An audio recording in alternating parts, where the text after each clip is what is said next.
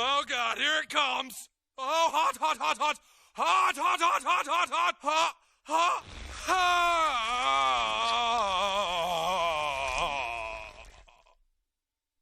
Mr. Marsh, we apologize, and if it's okay with you, we would like to present you your long overdue trophy.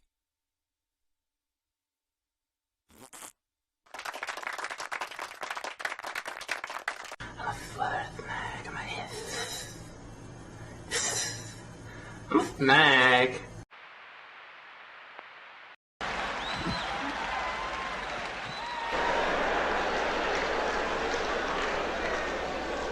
Snake.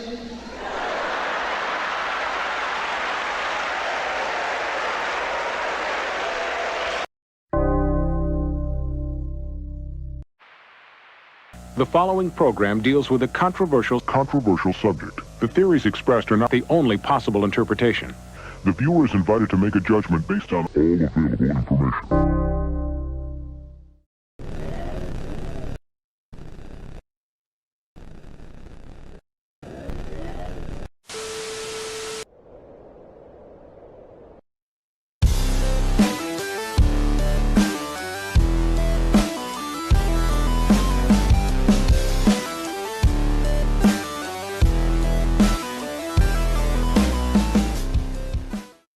What is going on, everybody? Welcome to another Saturday night here on Beyond Wednesdays, another modern comic mayhem where it can get crazy in here sometimes late at night. And we're a little extra late tonight because I had a whatnot sale that selling these guys, these comic packs, which again, you guys know I love these and what Whatnot is doing with these. I think they're great.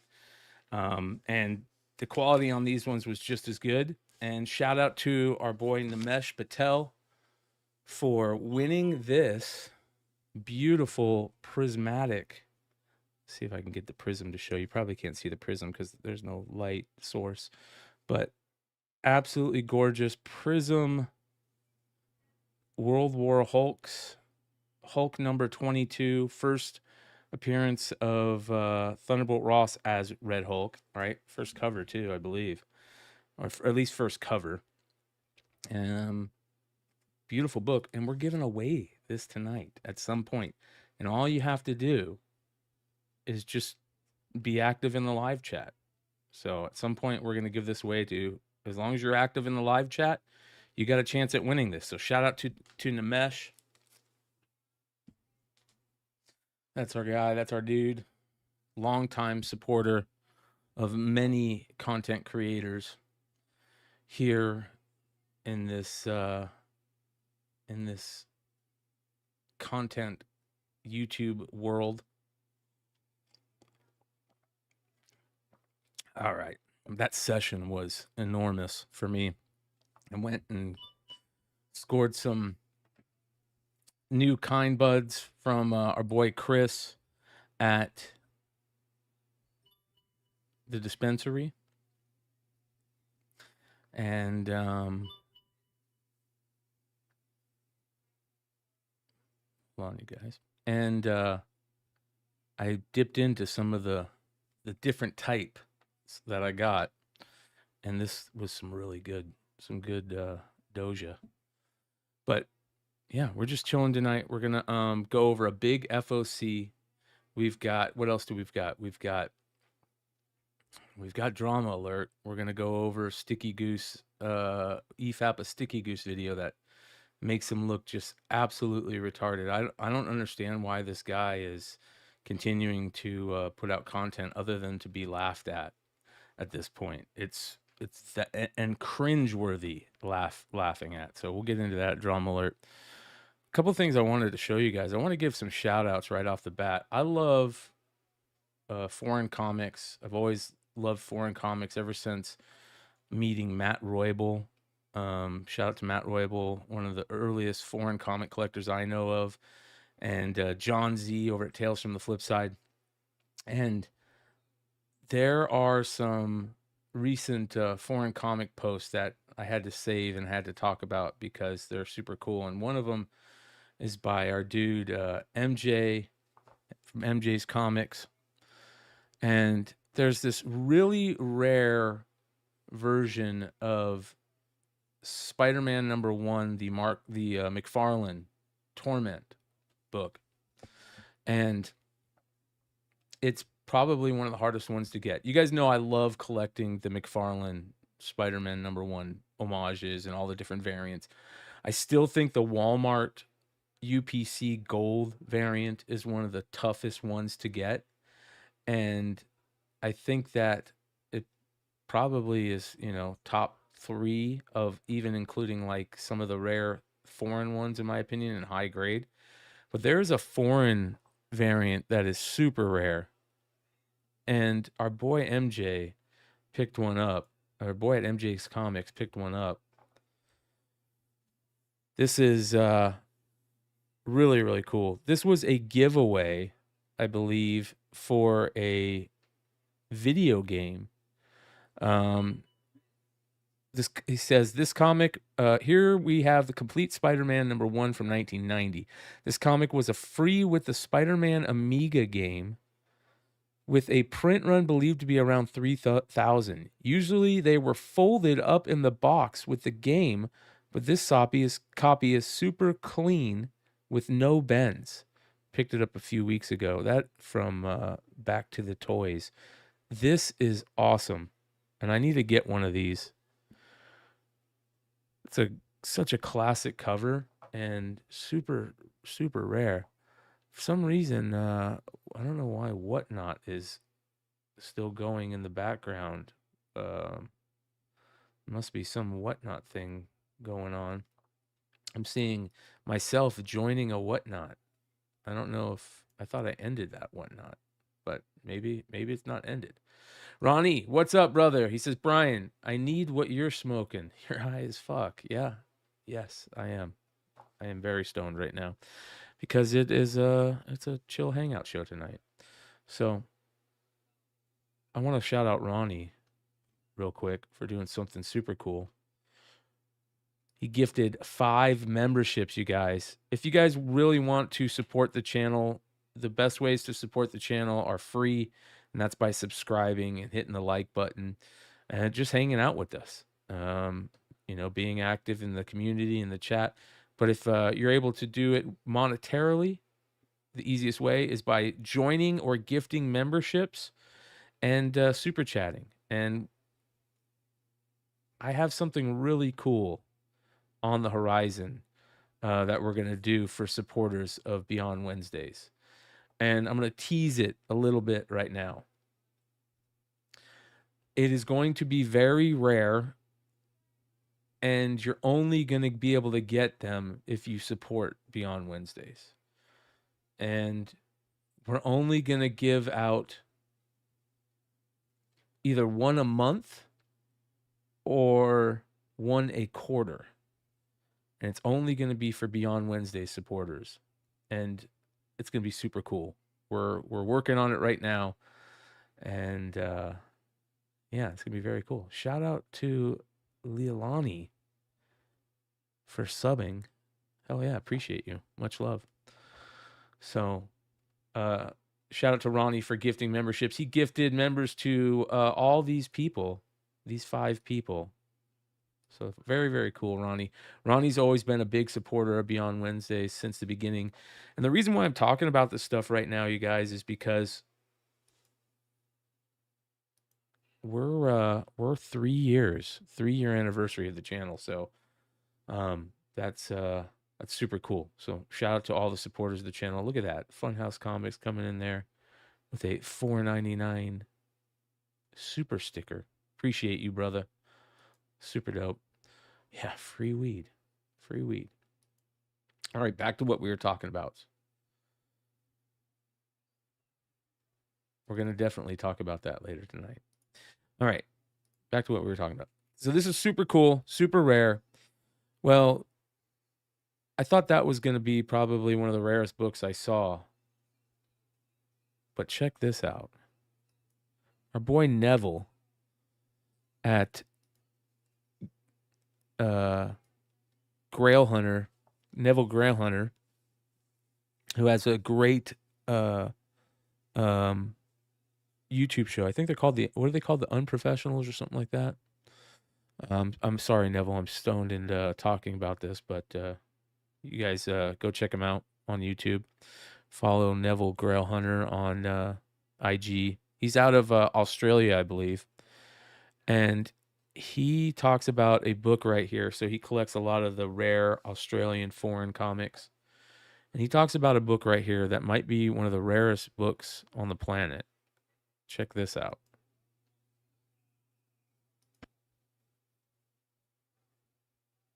But this one's really fucking spectacular.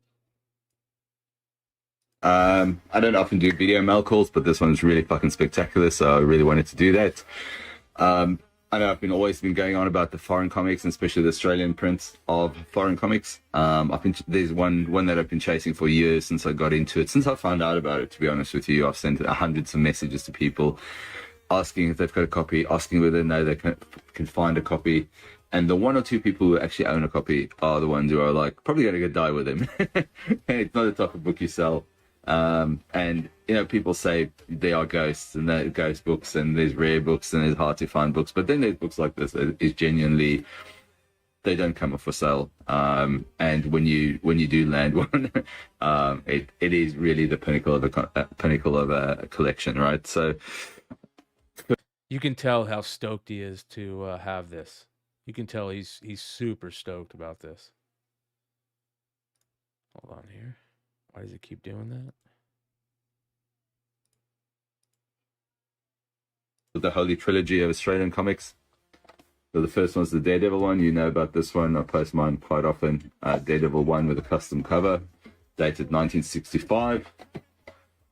The second one is Avengers 1. That's one that I think we've talked about before on Foreign Comic Safari, on Tales from the Flip Side back in the day. This Avengers is really rare. With a custom cover by Maurice Brandy. It says 1965 as well. Now, the third one in the stack, because these are the number ones and first appearances, is Strange Tales number 5. The thing is, it's Strange Tales number 5, but it contains Amazing Spider-Man number 1 with a custom cover by Maurice Brandy as well. So Australian creator and artist doing the cover. Amazing Spider-Man number 1 inside, 1965, 1964, around there. So it's one of the earliest Spider-Man foreign prints, and I'm very sure it's going to be the first one with a unique cover that's printed in a other country. So glad to have ticked this off. It's a fucking amazing book. The words ghost and rare and hard to find gets thrown around a bit, but really, people own these books, die with these books. I've seen one or two in the past 10 years since I've been searching for it, and when people own them, they'll tell you they'll never sell it. So I'm glad I found a copy. Thanks so much to Tony at ABC Comics in Adelaide for doing a deal for me. I'll be working the corners for a couple of months to pay for it, but it's fucking worth it, man. It is an amazing book. Look at that. You don't find this anywhere. It is just incredible. So I love hearing about books that are that rare, that when people are searching for them, they're so rare that they've only ever seen one or two in a 10-year period. And that is one of the rarest foreign books that I've ever seen. Absolutely amazing. So make sure you guys go give them a follow. And shout out to Earl Molnar, who is another guy out that way, who is a guy that we interviewed back in Tales from the Flip Side back in the day. A big, huge, major key hunter. Got the big boy books, and he just sent me an image, giving me a heads up that he's watching the show. So appreciate you, brother. Yeah, this is pretty amazing. So, we talk about those super rare books every once in a while, like the Australian price variants, right? This is beyond rare Australian foreign comic variant. And one of these days, I figure out we'll get a time where we can get Neville on the show and hang out with us. It's kind of hard to do whenever you're in a different part of the world. Speaking of that, this Tuesday coming up, we're doing the show, the industry show early. We're going to be doing the industry show at 6 p.m. Eastern instead of 9 p.m. Eastern. And the reason why is we have an amazing show. We have Swag's going to come hang out. Philip Sablick's going to come hang out from Ignition Press. He was at Comics Pro and he's one of the few big moments that happened at Comics Pro was his speech and, talking about Ignition Press and what they're doing. So he's going to come and hang out. And so is Andrew Sumner of Titan Comics over in the UK. Big publisher, of course, publishing one of the biggest books in the game right now, the Conan book, and it's one of the best written comics in comics right now. So he's doing big things, or Titan Press is doing big things, and it's going to be very interesting to hear Philip and Andrew and Swag talk about not only Comics Pro, but what's going on in the big stage, in the world stage with distribution and the Diamond of bankruptcy and the Diamond crash. So it's going to be very cool. So shout out to all of our UK homies. We're finally figuring out ways to get you on the show. And one of these days we'll get Neville on the show for sure. But all right, let's see here. I'm going to open it up. Let me go ahead and send the link out. If anybody wants to come hang out, we are going to get into Drama Alert in a little while here. We got a big FOC to talk about.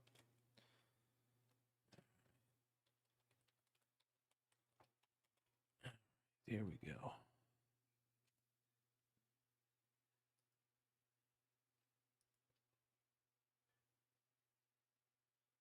There we go. All right. Good shit, you guys. So again, we're giving this away tonight, and all you have to do is be active in the StreamYard. It's very easy in the live chat. Just be active in the live chat. All right.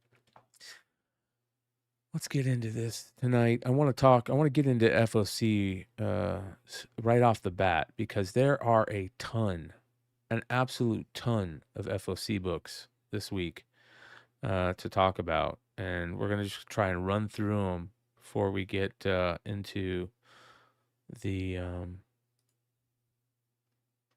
world of comic book drama. Shout out to our boy Lefteros, who's doing good things over at Cover Price. He's got his FOC selections. I think this was this today? Let me see here. Yes, I believe so, right? Hold on.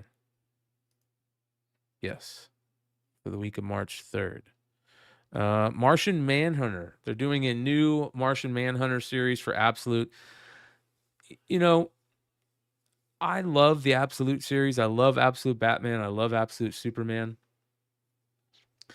But we are, it feels like we're kind of throwing a lot of stuff into this Absolute game. And I remember, somewhere I remember they weren't going to go crazy with all these new Absolute titles. It felt like, something like that. And now they're doing like tons of them. You got Absolute Manhunter, you got Absolute Flash, you got just all these new books that are coming out.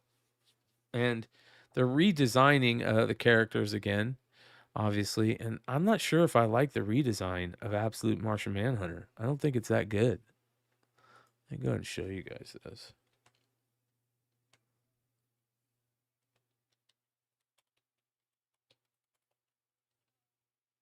I don't think it's that good.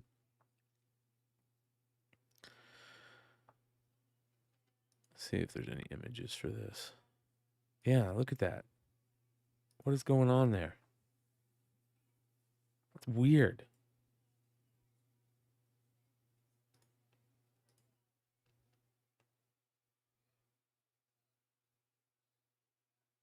I wish I could pre-order a lot of them, not copying the Manhunter book. Yeah. Look how that looks just terrible. But there is a decent cover by Javier Rodriguez. I like this cover. I like the color. It looks okay. But it's going to be interesting to see how this plays out. And I'll read it. Well, I'm going to check it out. That's for sure. But we'll see.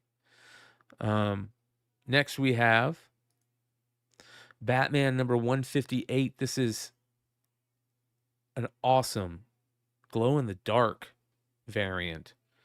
It's called the Launch Party glow-in-the-dark variant that does not count towards incentives. First full appearance of Silence.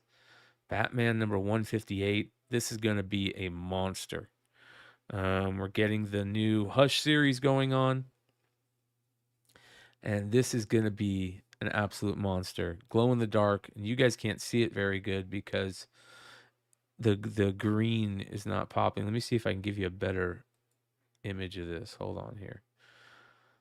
Check this out. Let's go. Filters. Chroma key.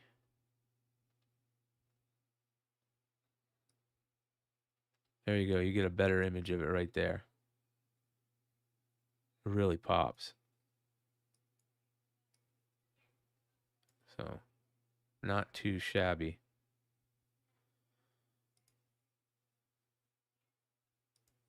That work? Yeah, that works. Okay.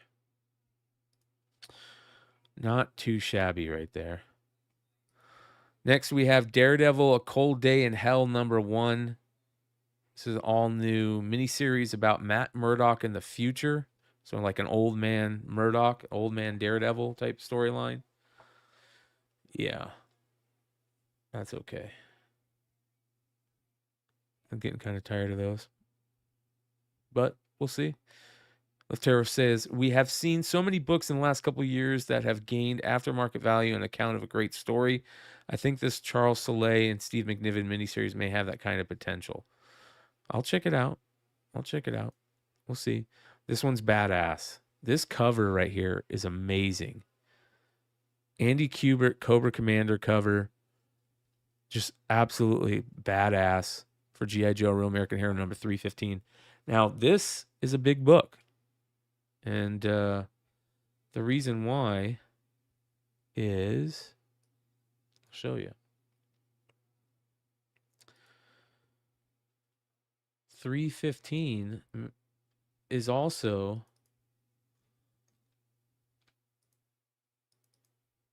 this book.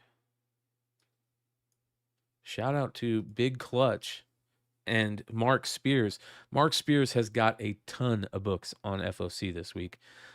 This being one of them, not necessarily on FOC. The only place you can get this is from Clutch or Spears, Mark Spears, on through them at the cons, which is WonderCon. These are going to be available at WonderCon, and also from Mark's site. Mark's Huntsville, Alabama con. I apologize. Mark's going to be at the Huntsville con, so you can get both of these or you can get this book at both cons. There's a Virgin. There is a blue variant with Zartan, and I think they're going to do a foil Virgin. So, pretty cool. Very, very killer image of the Dreadnoks and Zartan. Even awesome. I agree with you, RT. The black and white version of this is fantastic. Check this out. Really good. I love he's got the Cobra command. He's got the Cobra symbol pads. This is going to be really good. Really good stuff. So, we'll see how this plays out. What's up, Igor? What's going on, brother? What's up? How's it going? Yeah, it's going. We're getting talking some FOC, little FOC. Oh, nice. Justin Shannon says, I like the blue Zartan. Yes, the blue Zartan is dope. Mark Spears killing it. There is also another variant for this, the Cobra Commander 1 in 10. What do they call them? The camouflage variants. It's gonna be really good in spot foil when they would make his mask like really shine and stuff. Yeah, unfortunately, I feel like they don't. Comic companies. It's so hard to get comic companies to do that. You know what I mean? These Oh, days, it sucks. That's why, to yeah. be honest, some of those variants from the Whatnot packs were badass because they were spot foil. They're calling these camouflage variants, not negative space, camouflage variants. And the one that came out this week was Stalker, and that shit is amazing. Absolutely amazing. Yeah, I So like that one too. It was really good. this is the Big Apple. What is this? Big Alpaca Comics? I don't know what that is. That's a Tonal Rat. And is that supposed to be Tripwire? Maybe Tripwire? So much J. Joe. Where's Nate? What else? Yeah, there's a connecting cover too. Oh, But they aren't talking. They don't show the Mark Spears variant. So again, this is the week that they have the Cho cover also? I think there was a really good Cho cover that I saw. I wasn't sure if it's for this week or for the yeah, this upcoming. one. You talking about this one? No, this is Mark Spears. Like the Cho cover, like Frank Oh, Cho. Frank Cho. No, I didn't Yeah, see he it. had like a really good cover with. I think it's not sure if it's Baroness. So I forgot what it was. I just saw it like 2 days ago. I thought it might have been a new one that's coming out. Yeah, this one's really good. Like Mark really knocked it out of the park. Looks really good. Yeah. And I love the fact that it's not just one color in the back. Like it's actually, background. They let him actually work on this. So detailed too. Kilted Corgi says, where do we get the Spears Joe cover? Okay, so there's going to be a couple ways to get them. If you're going to WonderCon at the end of March, then you can get them there. If you're going to Alabama, the Huntsville Con, you can get them there. And then I think they're going to be a few select few are going to be available on Big Clutch's streams. Mark's going to do a sale probably at Huntsville. So he'll probably be there. Yeah, the blue spot on from the toy. It is. It's perfect. And there's the regular. So I'll keep you guys updated. So I don't think Leg is gonna have them. I think it's just Clutch, and Spears are gonna have them. So, Lefteros, what's up, brother? We're going over your FOC list right now. All right. Next on that FOC list. All right, here we go. Helverine number 5. You got an Alessandro Capuccio variant. First appearance and cover of Hell Hulk. That's badass. That's really badass right there. That's going to be a super cool character. I think everything that they've been doing with Hulk lately has been really, really good. The Al Ewing Immortal Hulk run. I just sold a huge lot of Immortal Hulk. I sold Immortal Hulk 1 through like 50. But I like the Nick Klein covers. Those are amazing. I think there's gonna be a lot of retailer exclusive for this one with the new Hulk on the cover. Say that again? You think there's gonna be a lot of retailer exclusive with the new Hulk on the cover? I don't know. We'll see. Let's go take a look. Feels like something retailers like to jump on whenever there's a new version of Hulk. Elverines, I think it's called. Man, there's so many Mark Spears books this week too. Oh my god, insane! Yeah, there's a ton of great Lady Death books too. Yes. Like I love the Sun books. Like the Sun books and this series so good. Huh? Not that many. Surprised. Yeah, I don't see any. Interesting. That's badass right there. Yeah, it's really good. Who's the artist on this? Alessandro Capuccio. You know what this reminds Oh, me of? This reminds me of Legend.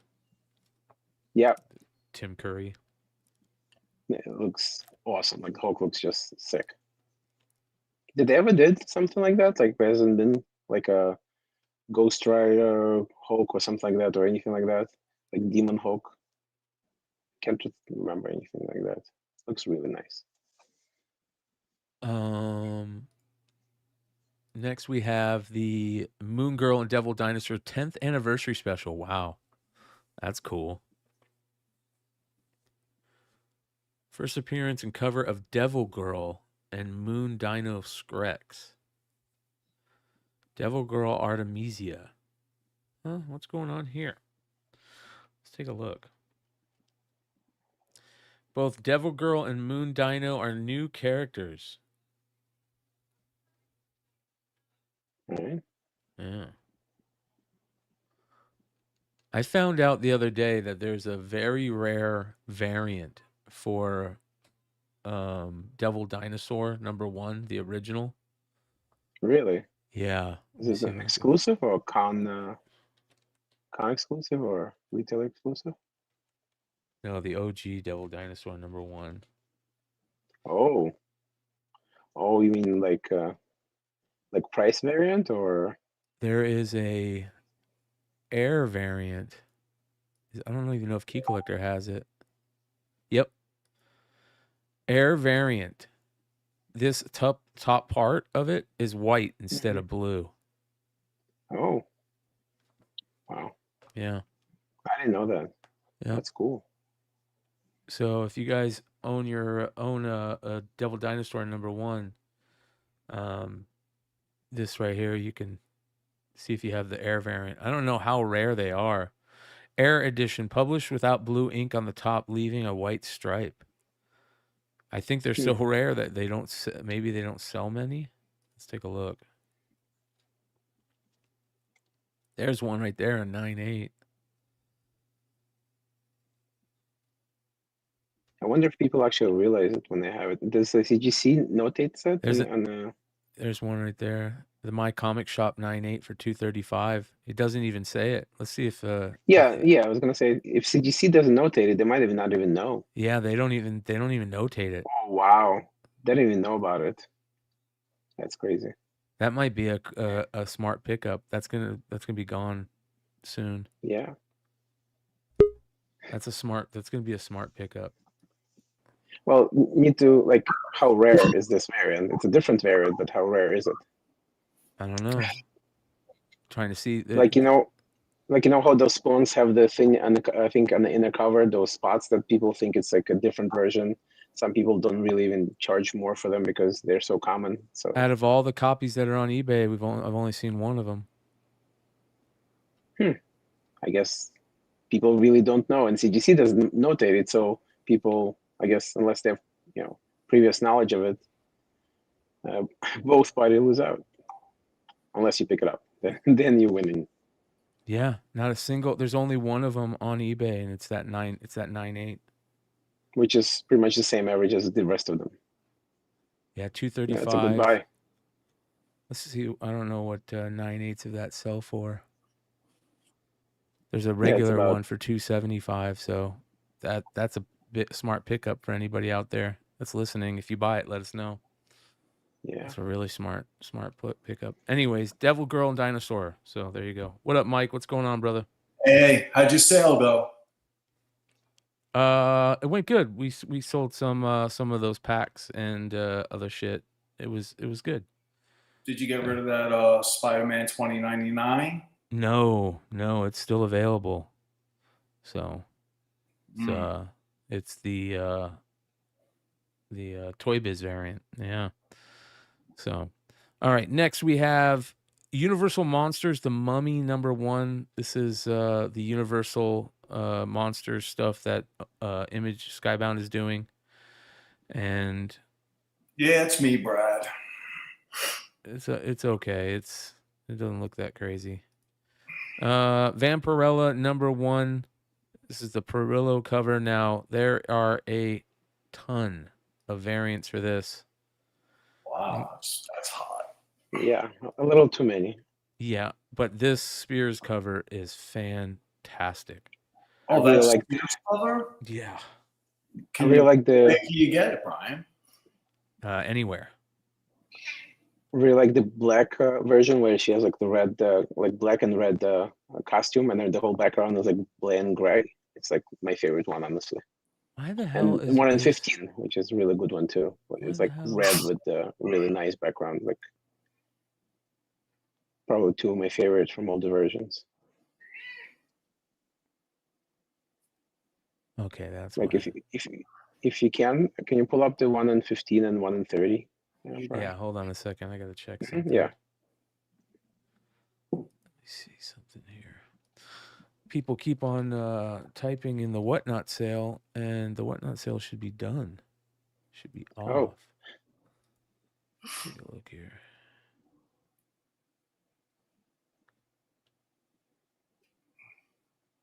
Restart show. You can restart a show? Really? Doesn't continue it? Oh, I don't know. the same session? That's weird. Yeah, restart show. You could take a break and then come back. Let me see Alright. if it'll let me do this. That's interesting. Hold on. Restart show.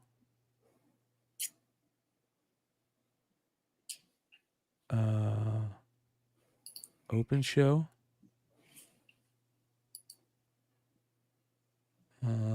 Start stream.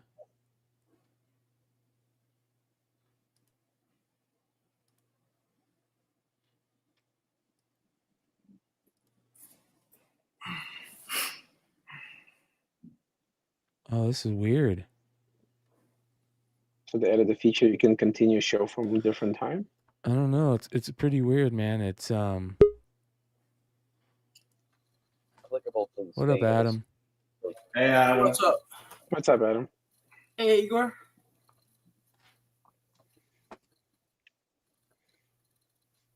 See if this will work. This is pretty interesting.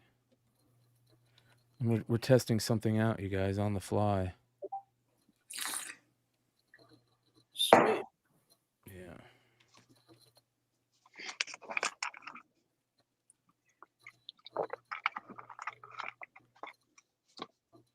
Settings. Manage cameras.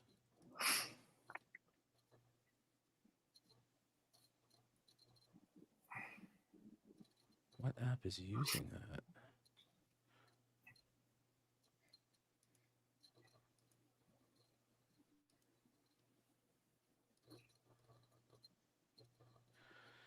Sorry, you guys. I apologize. We got something. It's okay, brother. Where It's it your go? barbecue and it tastes good. All right, let's see here. Camera device settings. Okay, there we go. We'll see if we can get that going here in a little bit. All right, back to where we were. Yeah, can you, if you get a chance, can you pull up 1 in 15 and 1 in 30 for the Mark Spears version? I think they're like two of my favorite ones from all the color variants. Oh, ratios. All right. Hold on. Let me go through these. So this is the virgin foil. They're going to do a virgin foil of this, but there's a shit ton more. And you guys know how Dynamite does it. There's so many of them. It's crazy. Yeah. There used to be crazy good Jersey. I don't know why can't they do ratios, but like for different covers, because they have like 4 or 5 different versions of the actual cover, but they only use one cover as the ratios. Why not just give each cover a different ratio instead of creating one cover with like 10 different versions? They have a Greg Land cover that they're doing 10, it looks like 5 different of each at least. They have the Mark Spears that they're doing. They have a Chat Zudis that they're doing. There's a cosplay variant that they're doing, and then there's the Perillo. Oh, and It's there's so good, by the way. the ratio what book is variant. This is Vampirella #1, the new Vampirella. Dude, there's so many covers. There's There's a a 1 in 20 that's supposed to look good. there's a 1 in Yeah, 15, a 1 in 20, and they're just all the same. They're all the same so books. from what I saw yesterday, there was 2 1 in 20. So this is 1 in 15, which is like one of my favorite. Well, actually, I think my 1 in 15, I think, is the version of this. Really like this one. It's one of my favorite from all of the variants. That's gorgeous And right then- there. Yeah, that is like amazing. Because they're doing one version, one not, and I think 1 in 15 is a version of this one. And then the 1 in 20, there's a blue one, and then 1 in 20, there's a black one, which is exactly the same thing as 1 in 30, but 1 in 30 is a version of the 1 in 20. And then there's also the blue 1 in 20, which doesn't make sense. The green. Yeah, right there. Like, there's no, no can you even go- reason. There's can no you go- reason to Sorry. even do the green. Why even do the green? Yeah, and that's the highest ratio, 1 in 50, which is it's not as good as the 1 in 20 and 1 in 30, in my opinion. Like if you like right next to 1 in green on the left side, that's the 1 on the right side, I believe, is 1 in 30, and 1 in the left side, it says 1 in 20, but there's also a blue 1 in 20, which doesn't make sense how there's 2 different 1 in 20s. So I like this one, it looks really cool, and 1 in 30 is the same thing but version of this. Man, it's so many. There Yeah. are how many? Look at all these. They're gonna have to stop doing these at some point. Yeah.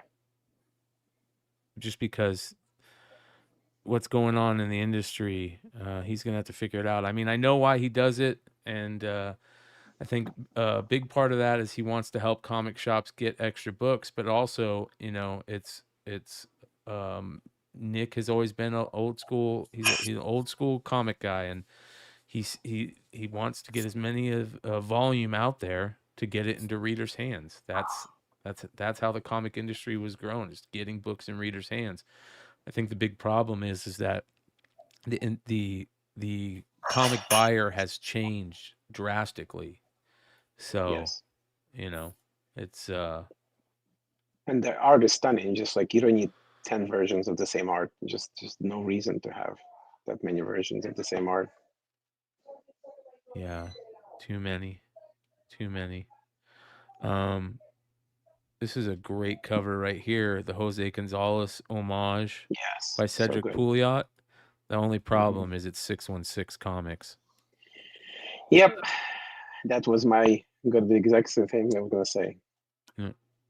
That's a great cover, but I'm just not going to buy it. And not Exactly. happening. I'll buy it. I just won't buy it from 616. Bird City one put out a really killer cover though. I like that cover. Yeah, Bird City went and got Sveta to do a cover. Such a great cover. And it's our first Vampirella cover too. Yeah. She's great. Yeah. I heard the rumor that she's gonna be on the show. I don't know if that's No, true or not. absolutely not. No. Oh, Yeah. damn. So, absolutely not. Not anytime soon. But that's okay. Hopefully, sometime soon that'll happen. Outside circumstances with her. So, she's in a crazy place in the world. Yeah. All right. Next, we have. That's it for Lefteros. So shout out to our boy Lefteros on IG. Also go read his cover price articles. They're amazing. They're good shit. So, all right, let's see here. Moving on to our boy Billy at Economics and Comics.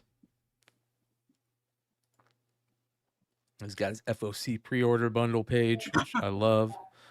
He's got all the absolute Martian Manhunters, which I'm passing on. And here's He has them all in DC. one bundle. He does. I think he does have a. I don't know if he has a one bundle with all of them, but I'll send them an email tomorrow. yeah, he'll probably do one for you. Absolute Wonder Woman #6 has a gorgeous Jenny Frison cover. I just read number 5, which was awesome. Yeah. I haven't read the last 2 Absolute Wonder Womans. I think it was number 3. Kind of, I was kind of like, yeah, this is kind of weird at this point. So I gotta I check decided those to out. give it a second chance, and I'm glad I did because I really liked 5. Okay. Well, it's nice to see Frison doing Wonder Woman. That's kind of where she got her start. That's where she really got her blast off, and her jump off point was doing those amazing Wonder Woman covers back in the day. I still have that one where she's it's a side view and she's got the lasso all around the whole cover. It's beautiful. Damn, she's adding a great colors to her color palette too. I love it. All right, next we have all new Venom Cubert, which has got these Clayton Crane suspect variants, and he's got all these different characters on there, and these look terrible. Look how bad this looks. Madam Mask as Venom? What? Don't we already know that it's Rick Jones? I mean, isn't that basically already known that it's Rick Jones? Am I wrong on that? I have not read Venom in quite some time. They've got the Robbie Robertson one, the Rick Jones one, and then I thought originally it was going to be Luke Cage, but it doesn't sound like it's Luke Cage. It sounds like it's Rick Jones. Those are terrible covers, every single one of them. There's an Eric Larson variant, which is interesting. It's kind of weird. I wonder how. I gotta take a look at that. Man, it kind of looks like Savage Dragon, huh? Big surprise. Even the way he sets it up. There's a spoiler variant. All right, Batman Hush. So you got the Hush starting with Batman number 158. The Jim Lee cover is not that good. His black and white for that cover is actually amazing. It's the colors that's not that good. Like Jim Lee's sketch and like what's the name? Scott Williams' lines are amazing. I think it's just Alex's colors is just not doing this cover goodness. I think the way he has Batman posed, it looks weird. It looks like he doesn't have a leg. If you pull up the black and white version, there's like 1 in 200, I think. It's a really good one. Like I actually like the black and white one. 1 in 200, huh? Yeah, there's 1 in 100 and 1 in 200. I think 1 in 100 is the virgin and 1 in 200 is black and white.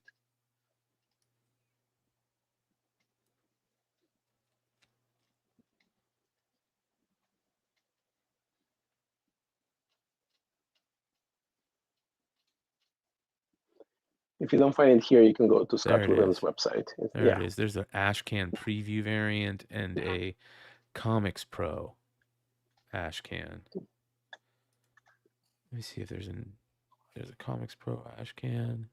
Shout out to Brad, just dropping 10 gifted memberships. Appreciate you, brother. What's up, Brad? Yeah, that's dope. Thank you, my friend. All right, I don't see that 1 in 200. Oh, 1 in 250. Okay, hold on. It's just this. It's just a sketch. It's not Scott Williams. It's just a pencil sketch. Yeah.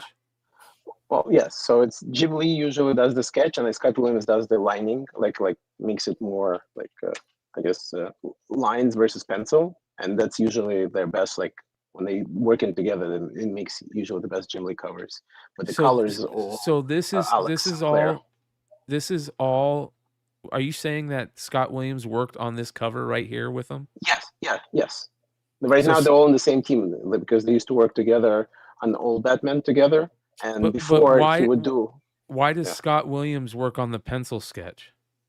No, Jim works in pencils, but I think Okay, Scott yeah, does the okay. lines. So that's what Yeah, I'm he saying. So does it. this is just Jim. Yeah. There's nobody else on this but Jim right here. Let me see, actually. Like, if So that's the one. Scott does the inking.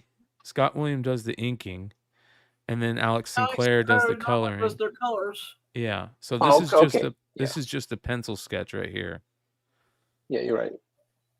But it does look much better than the color version. It's something with the color, just I don't know, it just feels off, at least to Yeah. me. But on Scott Williams' website, I think the one I saw was, yeah, it is the same one. It's the pencil sketch and then the version. Here's the Comics Pro, where I think this has both Scott and Jim on it. Yeah. Yeah. So Is that see, the like one that was even given out last week? Yeah. Ash even can. on this one, it looks better than the color version. I think it's just the Yeah. color really that kind of throws off this. Yeah. That makes sense. I would rather have this one than any of them, but I still think I just don't think it's that great of a Jim Lee cover. I really don't. It looks like half a Batman. Yeah. It looks like Batman has no legs.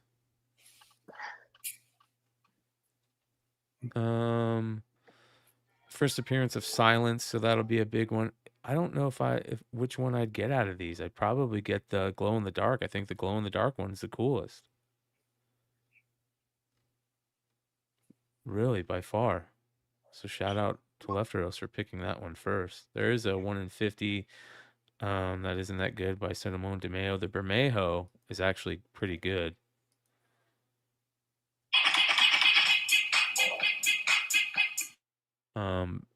At least anytime. Oh, wow, this is so good. Yeah. Anytime Bermejo does Batman is good. 1 in 25. All right. Back to where we were. You've got a wraparound foil. You've got that. There's the glow in the dark. Batman Long Halloween, Last Halloween, issue number 6. It's a cool Tim Sale. Right there. God rest Tim's soul. Good dude. Good artist. Bitter Root, Sanford Green Connecting cover. You got a Tradmore wraparound. A blank sketch cover. The Black Canary Joel Jones is interesting. There's that. And then there's this, the Concert of Champions, Ivan Talavera. That's a great Dazzler cover. Fucking excellent. It's a great cover, but they're still going with Dazzler, huh? There's so many good books on FOC, or good covers on FOC. Yeah, There's a more Ji-Hung Dazzler. Lee Dazzler, but it's not that good. Here's a Contest of Champions Rivals variant for, I guess that's Luna Snow. That's going to be a big book right there. Ooh. Yeah. Yep. K-pop sensation Luna Snow. That's going to be a big book. Is there a... Yeah, that's it. There's a 1 in 100 and a 1 in 50, which are just virgin covers of the Dazzler ones. Daredevil, Cold Day in Hell has the Rose Besh. There's a 1 in 50 or 1 in 100 of that. It's not even that. I like how Rose Besh she's done something different with her style, but this one, yeah, there's something off about it. I like the roses. I think those are beautiful, but everything else, there's something off about Daredevil. Yeah. So it is what it is. Deadpool number 13. You've got the April Fool's Day variant, which is, the takeoff on the Wolverine one. It's actually pretty good. I love how it's got the old school Wolverine books. Yeah, all of his covers. That's cool. Yeah. Department of Truth number 29's got a great Martin Simmons cover. That's dope right there. Excellent cover. Doll Parts. Great covers on those. I haven't read that yet. They're doing second prints of the Doom Academy, and they're both the Lobos covers. There's a black background one and a white background version. The Dust to Dust #4, the J.G. Jones series, those are really good covers. I haven't read them yet though. That's an imprint, the new imprint on Skybound.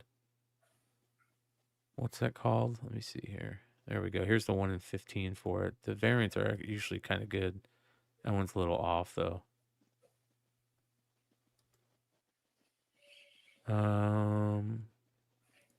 Let's see here. Died Hard has, I feel like there was one variant I saw for that was decent.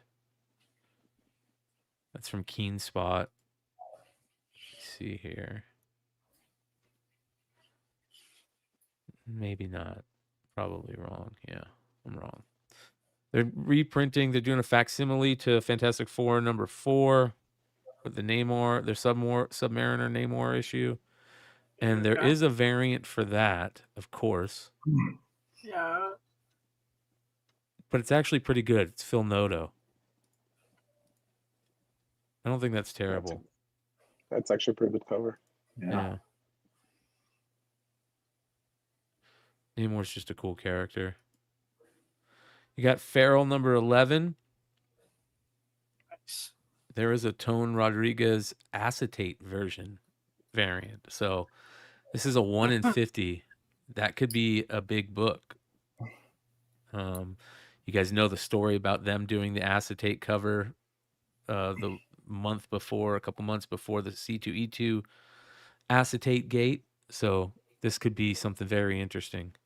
You'll see how it plays out. Free for All #1. You got this Junie Baugh variant that looks interesting. I don't know why I like that, but I like it. I'll have to see what the story is about. The G.I. Joe covers we already went over. Let me go back to Billy's page. The Gotcha Man stuff. There's the G.I. Joe stuff we already talked about. Man, there's so much FOC this month.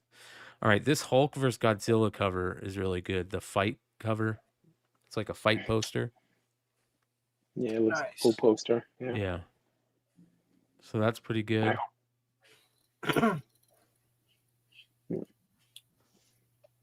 There's Godzilla vs. Hulk, but it's a Nick Bradshaw variant that doesn't even have Hulk in it. So I don't know why. It's kind of weird. It's a good cover though. But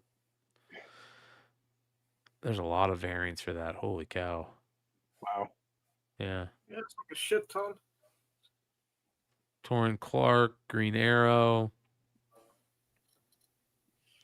All right. Gunslinger Spawn, #41. So good. Yeah, this is beautiful. All the Gunslinger covers is just so good. Yeah, he's a great character.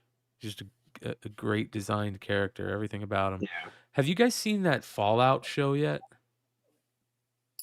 No. You mean the one came out last year? Did it come out last year? I haven't seen it. I just started watching Yeah, it came out last year. Yeah, with There's supposed to be a new season coming, but yeah, it was a good. I liked it. It was good. I just started watching it, man, and I love that. It's really good. That Ghoul character is so badass, and it reminds me of Gunslinger Spawn's kinda. Actually, that character reminds me more of that Mark Spears cover with the like a zombie or like whatever it's. The one that cowboy came out just recently. The cowboy guy. Yeah, that's what it reminds me of. It looks really cool. Yeah. There's the B cover to it. All right, there's a Nakayama for Harley Quinn #49. That's like a fight video game cover. That's really good. Ooh. So speaking of it's Billy really at nice. Economics and Comics, what's up, brother? Yo, hang on. Hey, Billy. Hey, What's guys. up, Bryan? Let me Let's see here. Yeah, that's a cool one. How's that?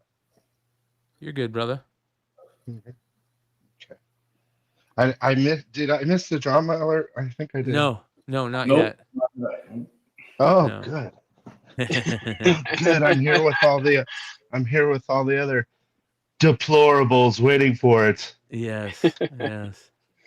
Going over your FOC page, man. There's so many Yeah, this week. I just finished with comics, getting comics ready for shipping. So Oh it's man, been a long 2 days. that Harley's good. There's a bunch of Harley covers that are good. I like this Yeah, one. they're good. Look at the 1 in 25 on the other site, dude. It's Mirka. It's sick. Let's see here. Oh, right there. Wow. Wow, Look I what she didn't see says this on one. it, dude.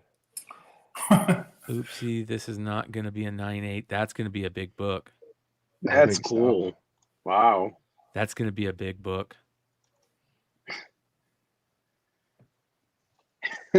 Let's see, he's Funny. ripping the cover. That's Yeah, nice. that's really good. That's going to be a big one. That'll be on the House of Stein list. The Hello Darkness Frizzen is creepy as all hell. She's been really good with those. I like that Mercado Dude, too. that Del Mundo black and white is sick. Yeah, It's so detailed. it's That's creepy. clean, dude. Love that. Like old school tape. Helverine has that great Hulk cover. Let's see here. I love the Alex Ross Thor cover. All the Alex Ross Thor covers are good. That's key too, I think, possibly it says in there. KRGL, Lord of It's Possible First Appearance. Interesting. He who has his own place of power. This is the story of Mortal Thor. Aren't they ending this series? There's talk about it. They're going to kill him off. I have no idea. I try not to go too far. Too much information for my head. Ironheart has a couple variants that look like they could be okay, but that's a dead character to me. Jump I thought scare. she's coming back. This jump scare cover is awesome. That's a cool cover. Yeah. Danny Lukert. He's had a couple covers that we've talked about recently.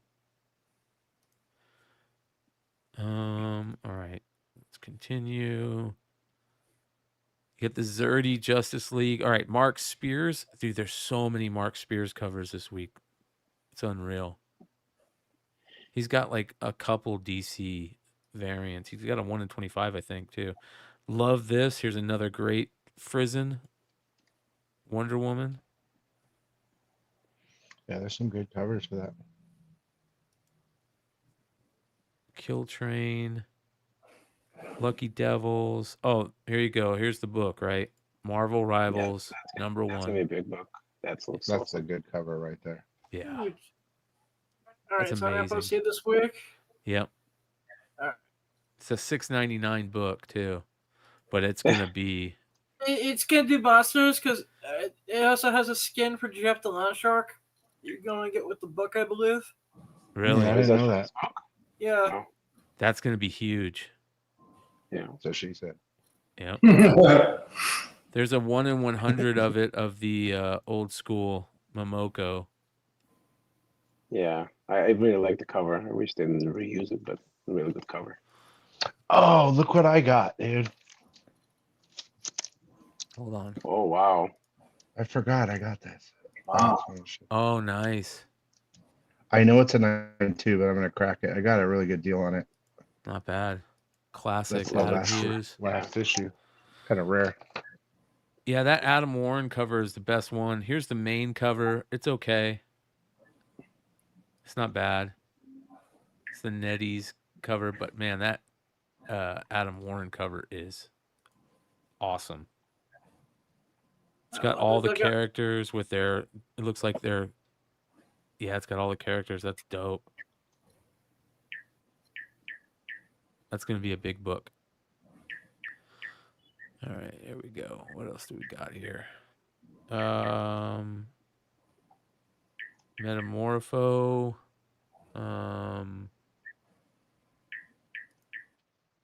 Let's see here. Miles Morales, Spider-Man. Moon Girl and Devil Dinosaur 10th anniversary. There is a Todd That's a Knock key. for that. Yeah. Moon Girl's a key. Yeah. First appearance of something and something. Yeah, the new Moon Girl and new Devil Girl and Moon Dino. I like the other cover better. I don't know if that's the Devil Girl on the other cover. Yeah, this cover right there. here. Yeah. Yeah. That's it. Yep. That's a cool looking character. The flying Moon Dino. All right. I fucking love this Moon Knight Panosian cover. They're both really good, actually. Oh. That's a first team appearance. Here's the wait, where were we? Sorry.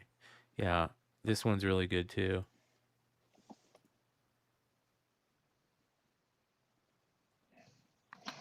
Where's the first appearance of that 8-ball character? Oh, it's old. It's older. Is for it? Sure. It might be. Is it Spider-Man possibly? Let me look. Marvel. No, it might be early Moon Knight or early Spider-Man. I can't remember. All right, let's see here.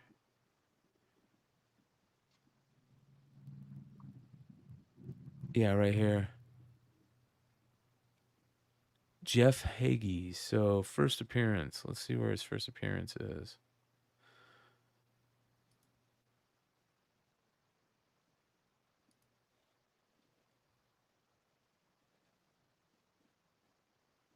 So there's multiple people. This guy's the current one.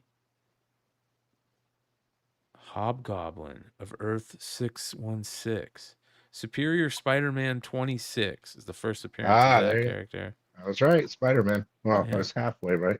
Yeah. Here's the first appearance of that character, I think. And then there's the Jeff Haggees. And his first appearance is Sleepwalker #2. Look at that. There we go. That's cool. I wish that Disney advertising was actually a cover. That looks sick. Yeah. Yeah. Oh, he was in Sleepwalker. Department of Truth 1 in 10. Department of Truth 1 in 10. Let's take a look at that. Didn't we? I think we already looked at that. We looked at that was the Martin Simmons one, right? Am I wrong about that? Let me see here. Department of Truth. Oh, the 1 in 15 cover missing. Oh, they don't have them.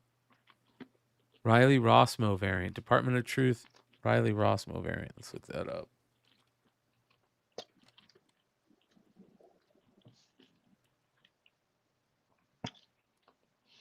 Dude, I got I keep getting this official paperwork from Diamond and the sale of Diamond. Like, yeah, it's crazy. A lot of people are starting to get those. Issue number 30 says Comics and Sneakers. Okay, issue number 30.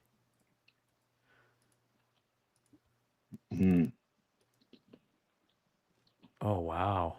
Oh wow, look at that. That's right up. That's dope. Like that.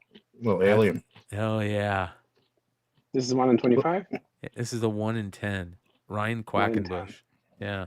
The A cover is really good too. That's pretty good. I like the alien and UFO shit. I know you do too. That's awesome. Good call on that one, D. All right, back to where I was. Got so many tabs. That 8-ball character is a cool character. Night Slashers.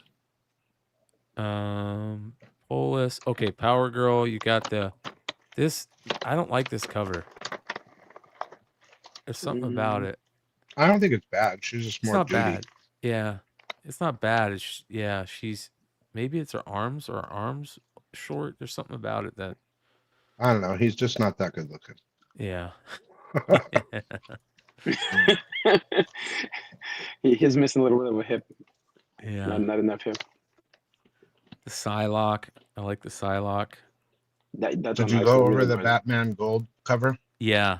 The glow in the dark. Do you know about how to unlock it? No. there's an ash can I have to buy. And if you buy the ash can, then you can get unlimited of those gold foils. Really? Mm-hmm. That's People awesome. have been messaging me. How do you get that? That's the glow in the dark one, right? No, it's just a sweet. Oh yeah, it's Yeah. I think it's a gold foil glow in the dark. Yeah. Yeah, check this out. Here it is, right here. Oh, it's cool. It's where you get Yeah. that into. That's really cool. Yeah, I might have to buy one of those. I bet a lot of stores won't forget to get the ash can and they'll order it and they won't get it. Yeah. You got the Savage Dragon. That'll be a big book in 5 years. You watch. I like that Spider Boy. The Dodderman. Yeah. Mm. That's cool. There's Nakayama Supergirl. Hood's gonna love that. Look at the Grossetti cover. Yeah, it looks totally like Wow. what's his That looks name? So good. Yep. Exactly. Henry Cavill. Yep. It's a good one. Yeah. Okay, here's the one you were talking about last night. I really like the Dan Mora variant for the Action Comics facsimile. Yeah, it's really like a close-up, like kind of feel. It's really good. Dude, those are going to be pains in the butt, though. Yeah, So to rich. ship. You're gonna get those bags. Does it say magazine size? It's Golden Age. Yeah, it's actual Golden Age. So. They're doing an All-Star Superman reprint. A Superman for all seasons. Just doing all the best Superman stuff. I like the Shelby Terminator cover. Thundercats, you got the Spears Panthro cover, which is awesome. Where is it? There it is. I really like this one. This is such a good cover. Yeah. It was actually one of my favorites from all the There's there's a lot of really love covers it. for that. Yeah. That's a good one too. The one with Lino and Mumra. Yeah, I like this one too, right here. This Masafera. He does really good covers for it. I like that B. Which one? First one. Oh, this one right here. Oh yeah, the Mumra. That is good. Yep. Vampirella, we already went over all the 100 different. You did the Spears one? Yeah. Yeah. I love that one, dude. It's amazing. God. Yeah. The cover is gorgeous. Yeah. What do you think of those Capcom ones? Do you like them? I pass on. I don't like them. I don't like them. I like this one though. We're taking everyone down with us. The Matea D. Eloise cover. That's really good. Actually, when I look up close, it looks weird. Mm-hmm. Huh. She's looking at you. Yeah. with that unibrow. West Coast Avengers, Wonder Woman, Sampire, Wraparound. You got the Nakayama. This Fuimara is actually really good. Looks like old school Golden Age Wonder Woman.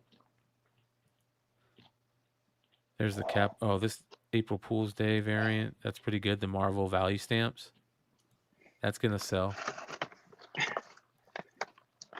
That's really cool.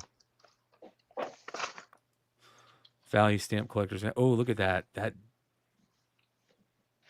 Cassandra Nova. Chul Lee. That is creepy. That could be a good key. Could be a good key, too. Wow. That's creepy.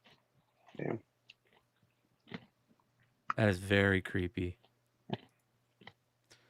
You'll Do Bad Things. And that's Those have good covers, too. Yeah. And I think that's it, other than one of my favorite all-time... Oh, wait, hold on. The Green Lantern 1 in 25 by Mark Spears is awesome. Excellent. And then there is a really good Lady Death cover because Savage Rain, the Kickstarter ends. Is it done? I don't know, but I didn't see it at Diamond. It's not. It's through Coffin Launch.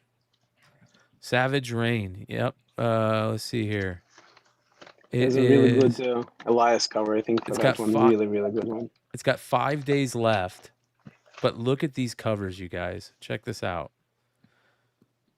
All right, we're gonna start with this one. Look at this. That's good. Derek Pashano. That is excellent. That is so good. Maybe Funhouse. Yeah. Print run of 50. It's only 50 of these. And then there is a this Can foil. you hear me chewing? I don't think so. Not really. Okay, good. Oh, that's sick. Yeah, dude. That's sick, bro. Yeah, Is that limb or low or what? This is Enzo Fernandez. Oh my God, it's a new low limb mix up. The face is kind of weird, but the body reminds me of limb or low. This is amazing. It's almost got a Frazetta feel to it. And this is on Coffin Launch, Brian? Yeah, coffinlaunch.com. This is their new. So they started they have a crowdfunding site called Coffin Launch, and this is their first project. It's called Lady Death Savage Rain. All right, sweet. And this is a hollow foil variant. This is there's only, I don't know how many of those there's going to be, but that's sick. There is a nudie version of that. Testify. There you go. It's got different coloring. That's really dope. I'm going to have to keep an eye on that artist. There's a Tyndall. That's actually pretty good. A heavy metal variant. That's really good, actually. But the best one is this Mike Chrome. Yeah. That's This probably is one of the best covers. The best So good. Lady Death artist. This is my favorite Lady Death artist, Mike Chrome. Look at that. I think he's been an OG at the Lady Death forever now. Like he does all their covers. Yeah. That's unreal. And then there is the DeBalfo. That's there's a Pope. Yeah, Marissa Pope. That's pretty good. Actually, I should just go through all these. What am I doing? Here we go. I can't. It was like 500, bro. No. Yeah, I can't. That's really good though. Bunch of different color variations of the Chrome, the Mike Chrome. This one's really good. Richard Ortiz Rave variant. There's only 50 of those.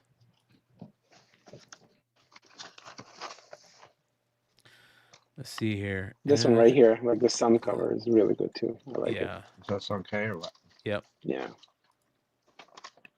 Really good cover. Oh yeah, it's sick. That face is sick. Yeah. Wow. And there's like 7, 8 versions of it. I think that is it. Let me make sure here. Yeah, Lady Death. We went through that. That's the Savage Rain. Oh, that Chatzudis is pretty good too. Yes, that's one. That cover is just so good. Like probably one of my favorites from it. Yeah, look at that. Oh, that's sick. Yeah. Oh my God. She's sitting on a gimp. Yep. The Matrix. There was another one for that too. Bring out the gimp. There's a Mark Spears Thunderhawk or Silverhawks.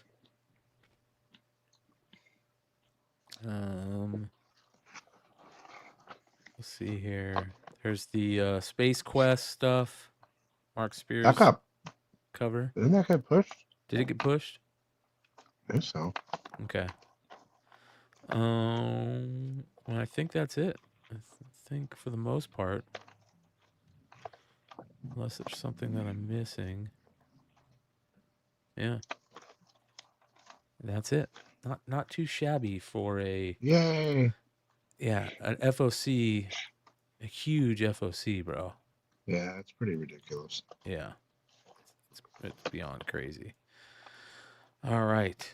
Let me close all these 1,000 different tabs so we can get into what How the hell does everybody's your waiting computer for. run all that shit? What kind of computer you have? So when I sold my Ovechkin rookie through Golden, I bought a big, huge streaming PC through Built it? yeah, I had a team build it here in Arizona, and it cost like $3,400, I think. So it's pretty beast. All right, let me do this.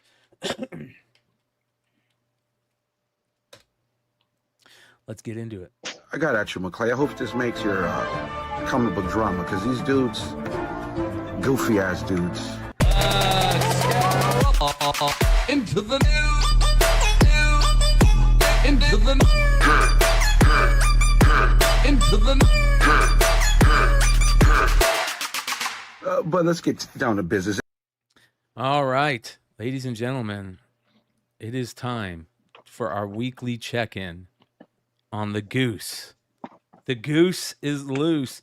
If you guys remember, we talked about the Goose last week, I think it was. And yes, we did. Yeah. Oh no. Remember he said he was gonna stop doing drama videos, and it was better for his soul. No. Yeah, right. It was better for his soul. And what did I say? I said the first chance that somebody takes to throw a shot, or that he thinks is a perceived shot, he was gonna lose it. He was gonna fall right back into his bullshit, sticky goose phase. And not only has he done that, he looks like the biggest pussy in the world. And like that. Here's why. He continues to keep comments off, but he thinks that's helping him. Check this out. This is hilarious, you guys. So recently, in a video tour of his new setup, streaming room, Gem Mint went around his streaming room for a video for his channel, and he showed like his new setup and everything, and there was some comic capsules on a wall, and he stopped at the comic capsules, and he goes, oh, this is the Kevin Eastman sketch, and he goes, oh, let's see, is there anything behind it? And he takes it off the wall and he checks to see if there's anything behind it, and he goes, nope, and he just puts it back. That's all he did. Okay, that is all he did. And Sticky Goose immediately lost his shit. He scrambled home. He left straight from work. He scrambled home. He was white knuckling that shit, and he jumped on, and without even like, how when you get really mad and you're like, I'm gonna fucking call this guy and let him have it, and you have to count to 6. You just stop and you count to 6 and you go, okay, maybe I'm gonna write him an email, and then sometimes like if you're like, I gotta write this guy an email, he's being an asshole, and like your wife goes, you say to your wife or your girlfriend like, hey, will you read this real quick and tell me if that's the smart thing to do. The dumb thing to do is immediately jump on there when you're super mad. And that's what he did. And he looks like the biggest fucking baby in the world. Brian, before you play it, can I just ask you one question about Gem Mint? Because I've been out of the mix because I'm so busy.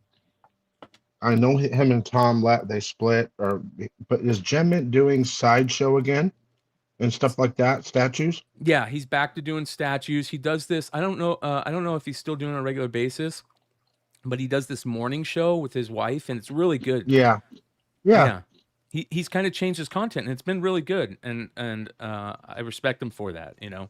I had him on my channel, and I told him, dude, why are you doing? It's fine, but dude, we love you because of your statues, and that's Gem Mint when I think about it. He's like, oh well, it didn't work eventually, but I'm glad he's back. Yeah. To that. I agree. So we're gonna let Sticky Goose show you how mad he was. Now, here's what I want you guys to key in on, and I'm gonna talk about it when it happens. But there's moments in this where you can tell, as he's talking about it, he's reminiscing, and he gets so mad, and he gets into that old Sticky Goose. and it's fucking glorious. So I just want you to key in on that. Here we go. Look at him. Oh He god. looks so Dude. goofy. Why am I watching dude. this? Yeah. Bro, this is funny. This is so funny. I only watch it Hello, on your everyone, and show, welcome dude. Oh, here we go. back. Today we're talking about how the biggest YouTuber in the comic book game is taking shots at your boy Sticky Goose. If you're wondering who this individual is, this is your boy Jim Mint sneak dissing me in his new room tour video. So I go to Jim Mint's channel, I check out his new room tour video, and lo and behold, I had no idea that your boy Jim Mint, Steven, would be taking shots at me in his room tour video. Like, what did I do? I'm not involved in that in any way, but let's take a look at the clip in question and see if you think that this is directed at your boy. Guest room. This is a bathroom that has a door to the guest room as well. And oh man, wait a minute. Got some comic characters. These have been up for a few weeks, man. Don't tell me. Oh, okay. Looks pretty good. I don't really see anything there. But let's take a look at this one. That's great. Do I see a little bit of shadowing? I don't know. It's hard to tell. Shout out to Kevin Eastman, man. Got the sign personalized to Jim Mint. So it looks like Jim Mint had a couple comic capsules up. That's all he did, you guys.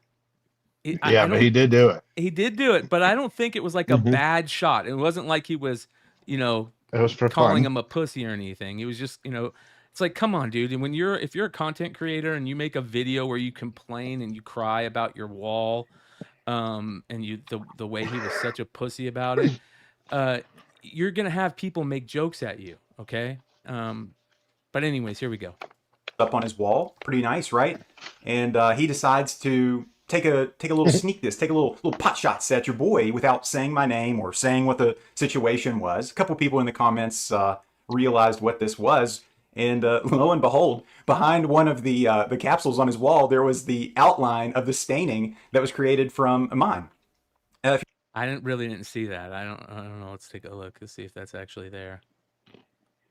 I don't see any. So he was reading his comments since, and probably somebody was making fun of him in the comments. Yeah, he's reading Jim Mint's comments because you can't read your comments, dude. Yeah. Can I just say that's like dust and dirt? I mean, that's what it is. I mean, anything you put a picture up and have it up there for a long time, a poster, whatever, it's gonna have that. It's dust, right? And right? 100%. I agree. Yeah, there's a so good what chance. the hell is this? The whole thing is ridiculous. Well, I don't see any outline there. So yeah, I don't think he really planned this. Shit, man. Sticky Goose is just a little bitch. I wish he would just go away. All right, here we go. Realized what this was. And lo and behold, behind one of the capsules on his wall, there was the outline of the staining that was created from mine. If you're not aware, one of the big falling outs of my channel has been this comic capsule fiasco, where many of the viewers and many of the members of the great comic book community decided to basically crucify me on the fact that I used a product and it destroyed my wall. Oh, poor Sticky Goose. Saying he's being It's called crucified. Painter. Yeah, he's being crucified, bro. You turned off your comments. How can you be crucified? You turned off your comments. Nobody can say anything. Like, what are you doing, dude? How dare me, use that product and then talk about the damage that it caused to my wall, and then the fact that I'm going to have to pay for the repairs. How dare me? Oh, you can't just clean your walls, bro. You gotta pay for the repairs. You can't take a washcloth. The world's smartest violin, bitch. Like, what the fuck, dude? I'm the bad guy, right? Well, in that video, I had no idea that it would cause such a kerfuffle that somebody as large and as big as Stephen Small is, he's Jim Mint Collectibles, that he would take the time to take a shot at me in his room tour video. Now, if you guys know anything about Jim Mint, his room tour videos are his bread and butter. This is like a make or break type video for him. If we just jump back, I think a year, maybe a year and a half or so, where he does all of this elaborate change to his basement, his display room, the Gympire, he calls it. He was banking on one of those videos, the transformation video, maybe hitting 1 million views. This was the video that was going to get Jim Mint right. All right.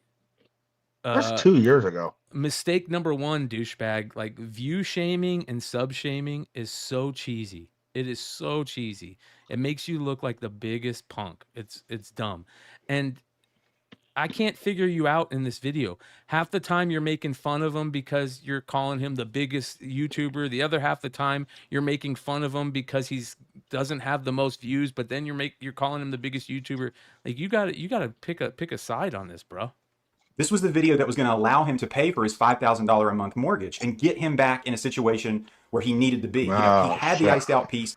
What are you doing, man? Like, dude, Brian, can I ask you a question? Yeah.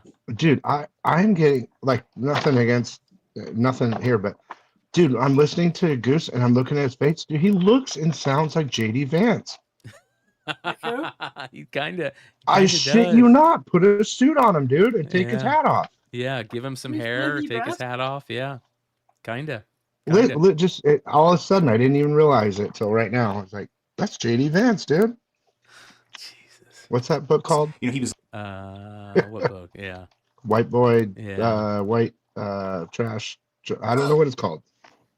Living his best life, but lo and behold, that video did so poorly that your boy Sticky Goose's room tour video, I think, might have done triple, maybe quad. So cheesy, bro. Oh my god. You're so cheesy. You're such a pussy, dude. You have turned. He has went from being like, I really thought this guy was super smart, highbrow humor, and boy was I wrong. He was just a douchebag the whole time, and it wasn't tongue in cheek. Yeah. Wookie said something funny. Yeah. Yeah. Well, he's also got a butt nose too, so there's that. Of course. Quadruple the numbers of Jim Mint. Now, I'm not trying to brag or flex or anything, but yes, you are, douchebag. Yes, you are. No, of course you're not. Yeah.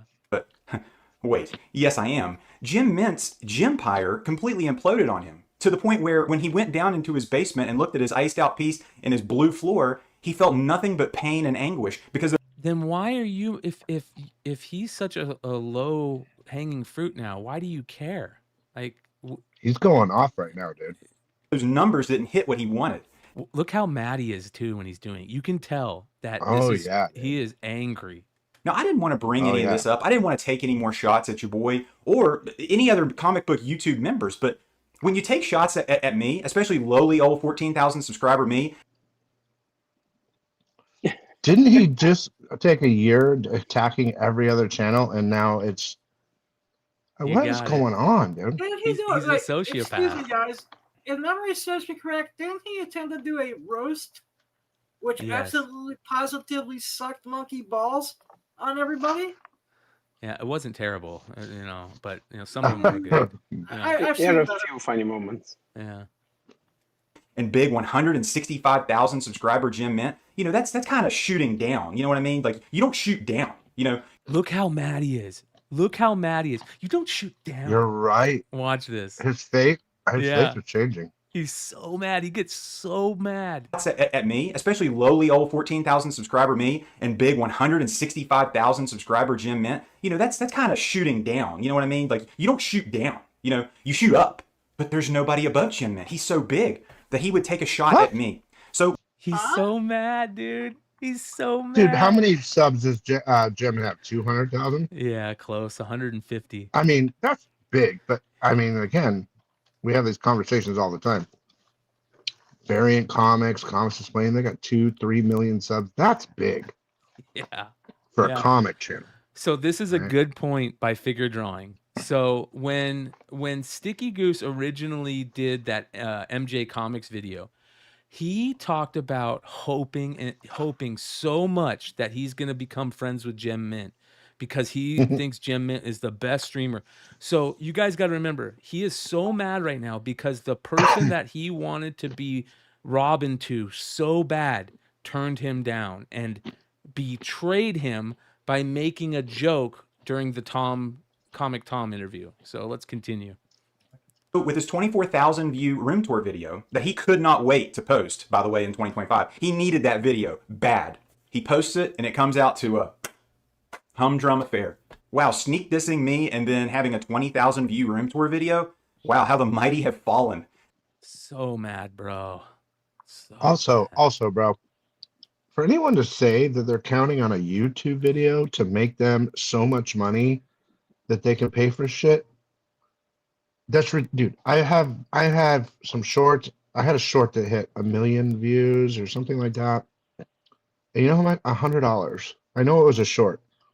I had another video that, like that alien video. Did you ever watch it where I did hell the yeah. fence Yeah. and I zoomed in on the alien face? That one went crazy. $100, dude. Even if he had 10 million views, you're not getting more than like a G. Yeah.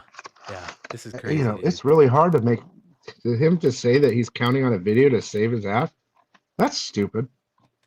I mean, I thought I was down bad. I thought they were all turning against me. No. Jim Mint, the mighty have fallen. Another hilarious aspect of this is during one of the live streams where Jim Mint came on my channel completely blasted, plastered drunk. This is so funny, dude. This is so funny. This is dude. Then where's Jim at? He looks like he's for promoting. He looks like he's in NASA. Oh, that's his video game. Sorry. Yeah, video game setup. Yeah. Comic capsule without getting paid. This is one of the funniest moments in that whole live stream where he basically admits that he will not do any kind of promotion or he won't talk about a product unless he's getting that bag or unless he's getting that check. That's crucial to understanding your boy, good guy Jim Mint, as opposed to evil, bad Sticky Goose. I'm the villain. I'm the victim. Don't you forget. Look how mad he is. I'm gonna replay that. That good guy Jim Mint, as opposed to evil, bad Sticky Goose. I'm the villain. I'm the victim. Don't you forget that. I'm the victim. Evil, bad Sticky Goose. I'm the villain. I'm the victim. Don't you forget that. I'm the victim. So that's the thing about Jim Mint. Did he cut it? You know, No, I just kept He edited it. Oh, he edits all this. Yeah. He cut it. I'm the villain. I'm the victim. Like he cut it like to make it. Yeah, he even he like does made that. it to pronounce it more. He edited it. Look at this. I'm the villain. I'm the victim. Don't you forget that. I'm Right, Jim he Mint, did. as opposed to evil, bad Sticky Goose. I'm the villain. I'm the victim. Don't you forget that. I'm the victim. So that's the thing about Jim Mint is, you know, if he doesn't get a bag, he's not going to sell your stuff. My comic capsule promotion was they sent me a couple comic capsules and I talked about them and I thought they were kind of sweet. Well, I was wrong. Sorry if you bought them. I didn't know. I bought 60 of them. So Sorry if you bought them. I bought more and I'm out more money. So fuck you. You know, like he's always got like he holds this. He's like the Nate Marco throwing money at the screen during a Renovision show. You're such a douchebag. Nobody cares about how much money you have in YouTube comic book content world, douchebag. I'm the idiot. Clown. Put the clown hat. Use your clown emojis. Clown. Can't use the clown emojis, asshole, because you turn off comments. Clown emojis. I love it. I love the clown emojis. What really turned me off against Jim Mint, and I'm going to tell you right now, Jim Mint was a moderator on my channel. He was a moderator in the live streams, specifically on the biggest live stream in comic book YouTube history, Sticky Goose vs. Comic Tom. And your boy Jim Mint decided to that's a joke. Yeah. Biggest live stream in history. Take his shot when your boy was already getting kicked and put down in the mud. He said he requested that Tom show pornography on my channel during the live stream. Of course, he was just joking, right? You know, it was just him being funny. I was alerted to this. I wasn't aware of this at the time because I was scrambling to connect the wires to get the live stream back going. But shout out Shire for Hire, a fellow West Virginia boy, West by God, Virginia, says, hey, you might want to look at your boy Jim Mint and see if he's actually your boy Jim Mint, because he's talking about showing pornography on your channel to try to get you canceled, to get your channel taken away from you. But it was. You already said it was just a joke, dude. You know it was just a joke. Get over it, you fucking baby. Just a joke, right? So I love Jim Mint. You know, he's everybody's best friend. He's the best guy you'll ever meet. And he's out there sneak dissing like a real gangsta. He's a gangsta. You know what I'm saying? Where he's like, he's taking shots without naming names or saying anything. So, you know, he's already made a video about Sticky Goose before, one of his top producing videos. And he basically admitted, he admitted that I saved his channel. One thing about Jim Mint that's hilarious to me. He's so mad, dude. He is fucking angry. I like, you know, type of angry where he's a fucking dentist and he's gritting his fucking teeth.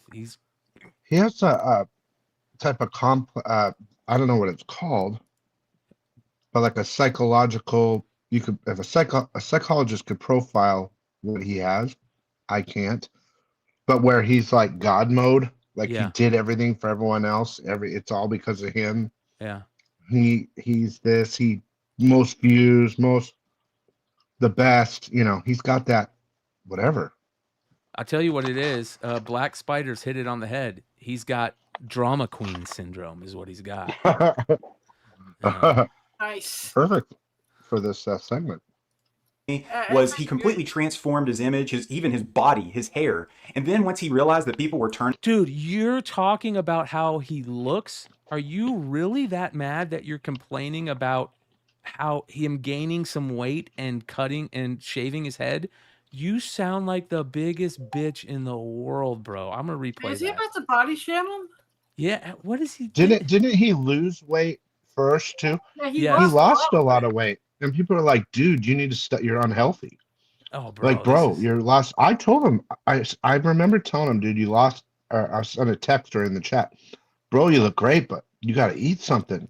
Yeah. So, people with weight, they go through that shit. They go up and down. And well, listen to these shots that he takes. When another dude starts making fun of how another dude looks, like his weight and, having to shave his head and all that stuff, the way he's doing it, he is in his feelings big time. He admitted that I saved his channel. One thing about Jim Mint that's hilarious to me was he completely transformed his image, even his body, his hair. And then once he realized that people were turning on him, he allowed himself to get out of shape, back disheveled looking. That's how much this guy is affected by your comments, by your stuff. He's taking shots at me for turning my comments off. That's freaking hilarious when he allows comments to affect his literal health. That is the freaking funniest part about all of this, dude. So your boy Jim Mint is living in a comment. Dude, Jim Mint's funny as fuck. Look at that, dude. That's hilarious. Wow. He's so mad, bro. Dude, if I was Jim Mint, I would be ecstatic. Like, I'd be laughing so much. I would just put out a video of just me laughing at this point. This is unreal. He didn't have to do anything but just make a little tongue-in-cheek joke about what his wall looked like behind a fucking comic capsule, and Sticky Goose totally fucking flips the script on everything and goes back to butthurt sand in his snatch goose. So it's congratulations, Jim Mint. You did it, my friend. Let's give you another clap. Freaking nightmare in a house that he can't afford, in a basement that he freaking hates every single time he goes down there. Every single time he goes down there, he talks about how miserable he is and how he hates it and how he wants to transform it back to the old days, how he's about... Kind of like how miserable you were when you boxed up all your statues and you took down all your comic capsules and you won't even do anything in that basement, and you had to go upstairs and put all your books that you haven't even opened behind you to make it look cool. Like that type of miserable dude. About to go old school. I love it. Guys, I hope you guys enjoyed this video. If at any point in time you like this video, give the thumbs up. And if you like this video, subscribe for more. Take care. And guess you what, know you what's guys? interesting? Excuse me, Sticky Goose, from the comic community, meaning myself, Adam Anthony, not Blind Adam to you. You can put 1 in the stink, 2 in the pink, have a Coke and a smile, and shut the fuck up. It still stands. Anytime, any place, in the ring, my career, YouTube, comic book dumb versus yours. And if you can kick my ass, I'll leave YouTube forever. A blind man. I wish I can tell you how much I like this video, but you turn off your comments. I'm sorry. I would. He's just really mad because it's clearly obvious that he idolized Jim Mint. He tried to copy everything about Jim Mint, whether it's omnibus, statues.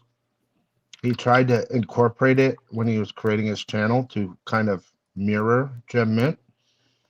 And his idol doesn't really like him. So it probably really hurt his feelings, Oh, dude. He put out that one video coming back last week saying, I'm changing everything. I'm going to be the nice guy. I'm not going to be a troll anymore because it's just not good for my health and for my family. And that lasted one day. In the last 4 days, he's put out 4 videos talking shit to people again and looking like the biggest pussy on YouTube. He's done 4 other videos, is that about things? Yeah. 4. Oh, he went back to, you were right, dude. Yeah. Immediately, you dude. Were right. All it took.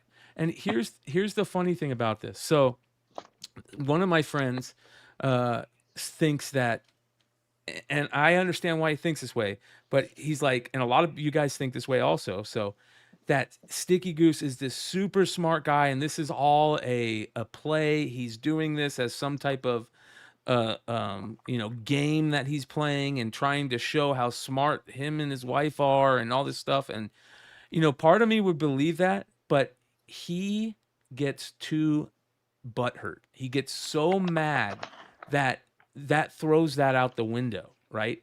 Like, it'd be one thing if you saw him doing this stuff. Shout out to Alex with that $10 super chat. He says, pussy.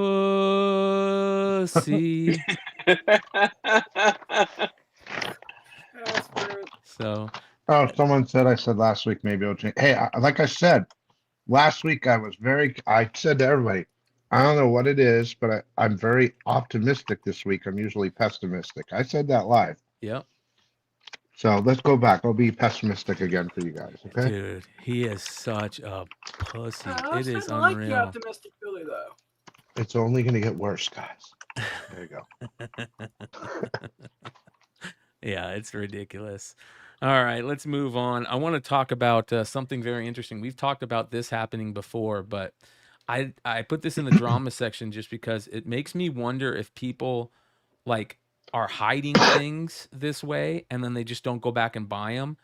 But do you remember that video that we showed some months back where a guy went into a Target and he picked up the bottom shelf and there was a Pokemon pack underneath it, like super old, and nobody believed it? Well, now check this out.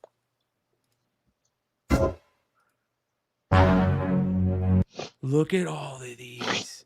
People are going to Target. There's probably like 20 mega boxes there of all different kinds of like really high-end stuff. Mosaic, Prism. There's fat packs. Look at all those.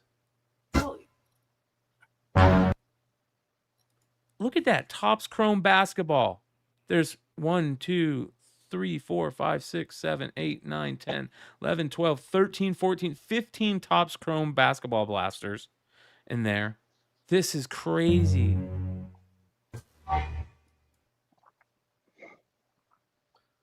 I'm curious. One question. Now, I've seen a lot of videos like this, Bryan, as well. But I'm just curious. Do you think that if they have so much stock that they run out of space, so they put the rest underneath to fill later? Or do you think 100% this is all hiding it? That's a great question, dude. That's a great question, because part of me also thought, because this stuff is brought in by a third-party vendor, right? There's one for the East Coast and one for the West Coast.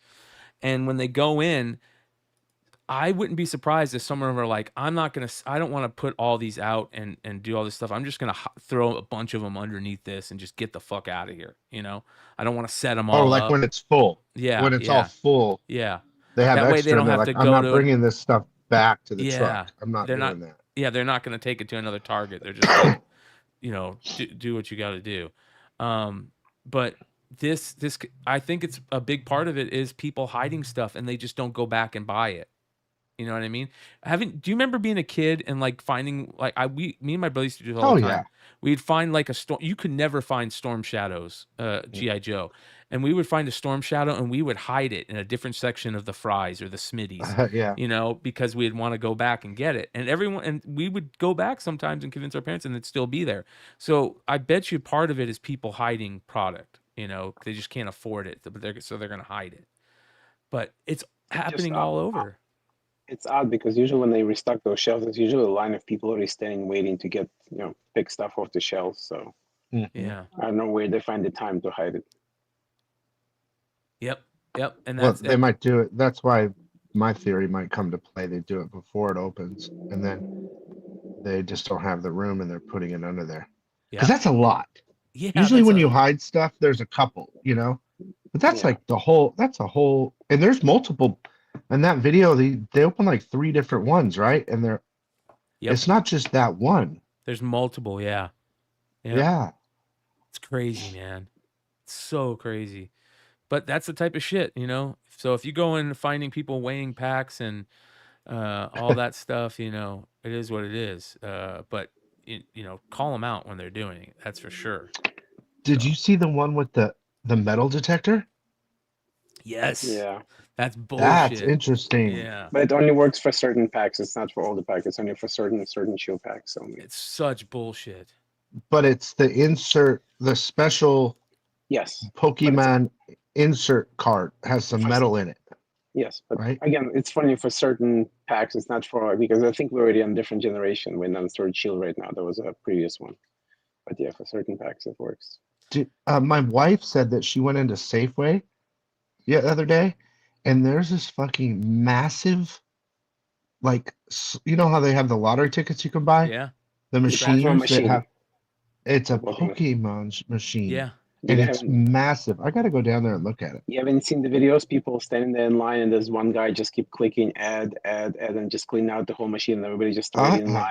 And like, dude, really? You're gonna take all of this? And he just looks at them like, and nobody's stopping me, so you just keep going and going. and Is keep it really adding more worth stuff. that much to spend that much money to get those packs? Most packs resell for almost double, if not triple, on certain packs. Oh, just the especially in pack, unopened. Yeah. Yes. And Oh. they reprinted an older set from 2 years ago, the 151. It's a very popular set, and those packs are like $12 to $15. And right now, all the big stores restock bundles, which is like 6 packs into one box, which is normally like $30. But it sells for like $80 or $90. Shout out So to all the Derek people- Neiman for Go ahead. gifting 10 memberships. Oh, there we go. Billy, you started a membership gifting train the other week, dude. I think I've done a total of 50 so far. Jesus, man, you're amazing. But yeah, do it, you Same guys. with Do Derek. it. What is it? $1 each? Hey, shout out to Katie. Did appreciate you chilling in the channel. A question about, because I don't know much. My wife's a manager at Costco, and of Mhm. course they had the thing where they got rated, right? And For they, the Blooming Waters. So those people are buying the boxes just to sell the packs individually. They're not opening them. Most of them are resellers. There are some buyers, but for the most part, all of them are resellers. Yeah. And they just open it and sell it pack to pack, or they sell the box sealed. Some sell collections, some sell packs individually. Like depends. Yeah. I'm gonna have to get into that business. Excuse me, Igor. What do the packs go for individually? Normally? Depends on which set. Like the one that they were printing right now, or like one of the more popular ones called 151. It's a set from 2 years ago. So they reprinted 2 things. They did this giant collection. It's called Blooming Waters, which I think is like a $50 or $60 collection, and it's reselling for like $120, $140 right now. And then they did bundles for it, which is 6 packs, and individual packs sells between $12 to like $13, $14. And normally they don't reprint old collection, but there was like a classic collection with original 151 Pokemon, so it's probably one of the more popular collection they had in the past few years. Not counting the regular sets, the specialty set. But they just came out with Prismatics, which is probably the best set they printed in forever, and that product is really hot. That sells for a lot more than double and triple on a lot of collections. Have you guys heard about this nonsense that's going on in the whatnot card world with the breakers? All the people hiding the breaks, it's so crazy. Bro, it is like getting... they literally are showing the card almost, and then they're, I'll be right back. Or they go, oh, I hung on, and they go find like another gold and they swap it or something. So this, there is one that was one of the craziest things I'd ever seen. He opens up a pack, and there's a gold prism in there, and he pulls the pack back, and he brings it back, and he goes through it, and he put a Pokemon card in there, and he tried to play it off. I was like, what is going on here? And it was a sports thing. Yeah, it was crazy, dude. It was a sports break. Yeah. That's hilarious. So this one is really bad. Check this out. So there's the giveaway goblins we all know about on Whatnot that are just everywhere. So a giveaway happened, and a guy didn't like who won the giveaway, and watch what he does. Oh my God, that was the best one. Yeah. That was a good one.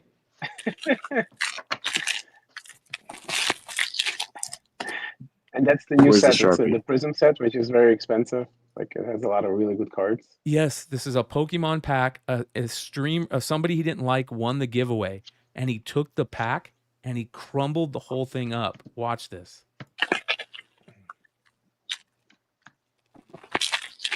Where's the Sharpie? Magoo. Wait, the best part is still coming. I do too.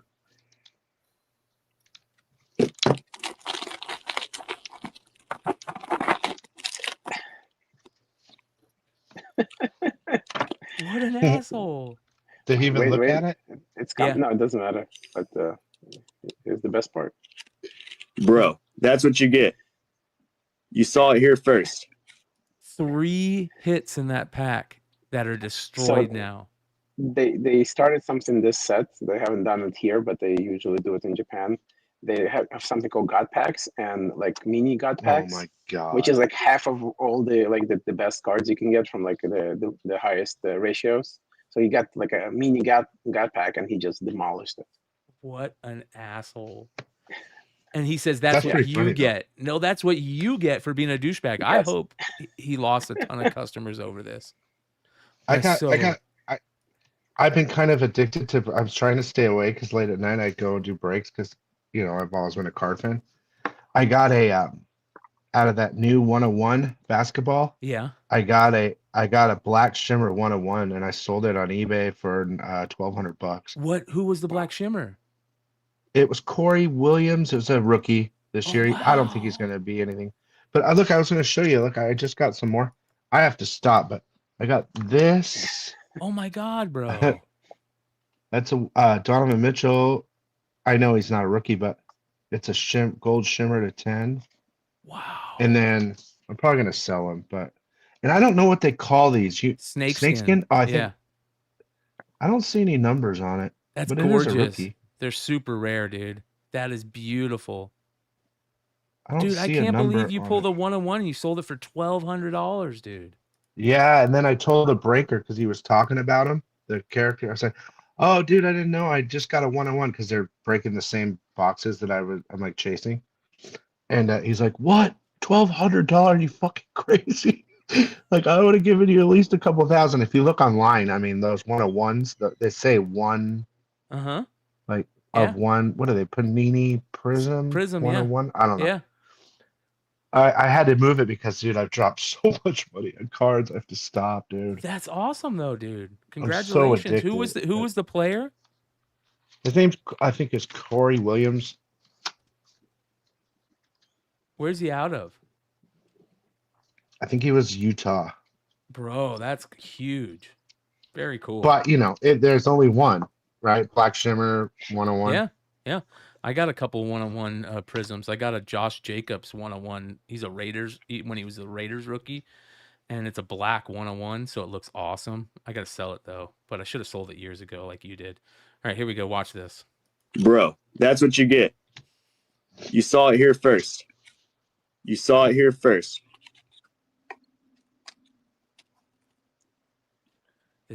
So how much do you think those are? Now it's for Magoo. How much do you think? That's probably like, I don't know, like $300-400 maybe. Oh my god. Maybe probably more. Well, because so I work in a retail also, and we don't sell Japanese stuff. This is Japanese packs, so I don't know. Like I don't follow really the prices on those. So they're a little bit cheaper usually than English ones, because English ones don't have the same quality as the Japanese ones, and those grade much higher. So usually the value for them is a little bit cheaper, even though technically if it's better quality, it should be more. But because American quality is not as good and it's harder to get really better versions of them, they're usually more than Japanese stuff. So it's a little cheaper. I wonder if he mailed them to him. Yeah, he did. He did. He did. Well, has to. From what I heard, I think they kicked him off after Yeah, they this, perma-banned him. Yeah. Who But he just said did. that? He supposedly shipped it to the guy. So if we're gonna buy, just say I'm just interested, and I see We'll ship these all to prismatic you, my guy. Pokemon. Yeah, prismatic evolutions. Yeah. Prismatic evolution is what I'm looking for. Yeah, that's one of the best sets besides the 151 currently. He cut But these with a right now they're too. short printed on everything they've been coming out. The next set, which is just a regular set, I mean it's a good set, but just a regular set. The box is already selling for $210 to $220, which normally retails for $140 to $160, and we in store sell them for usually for $120, and that's pre-sales. The set hasn't come out yet. Mm-hmm.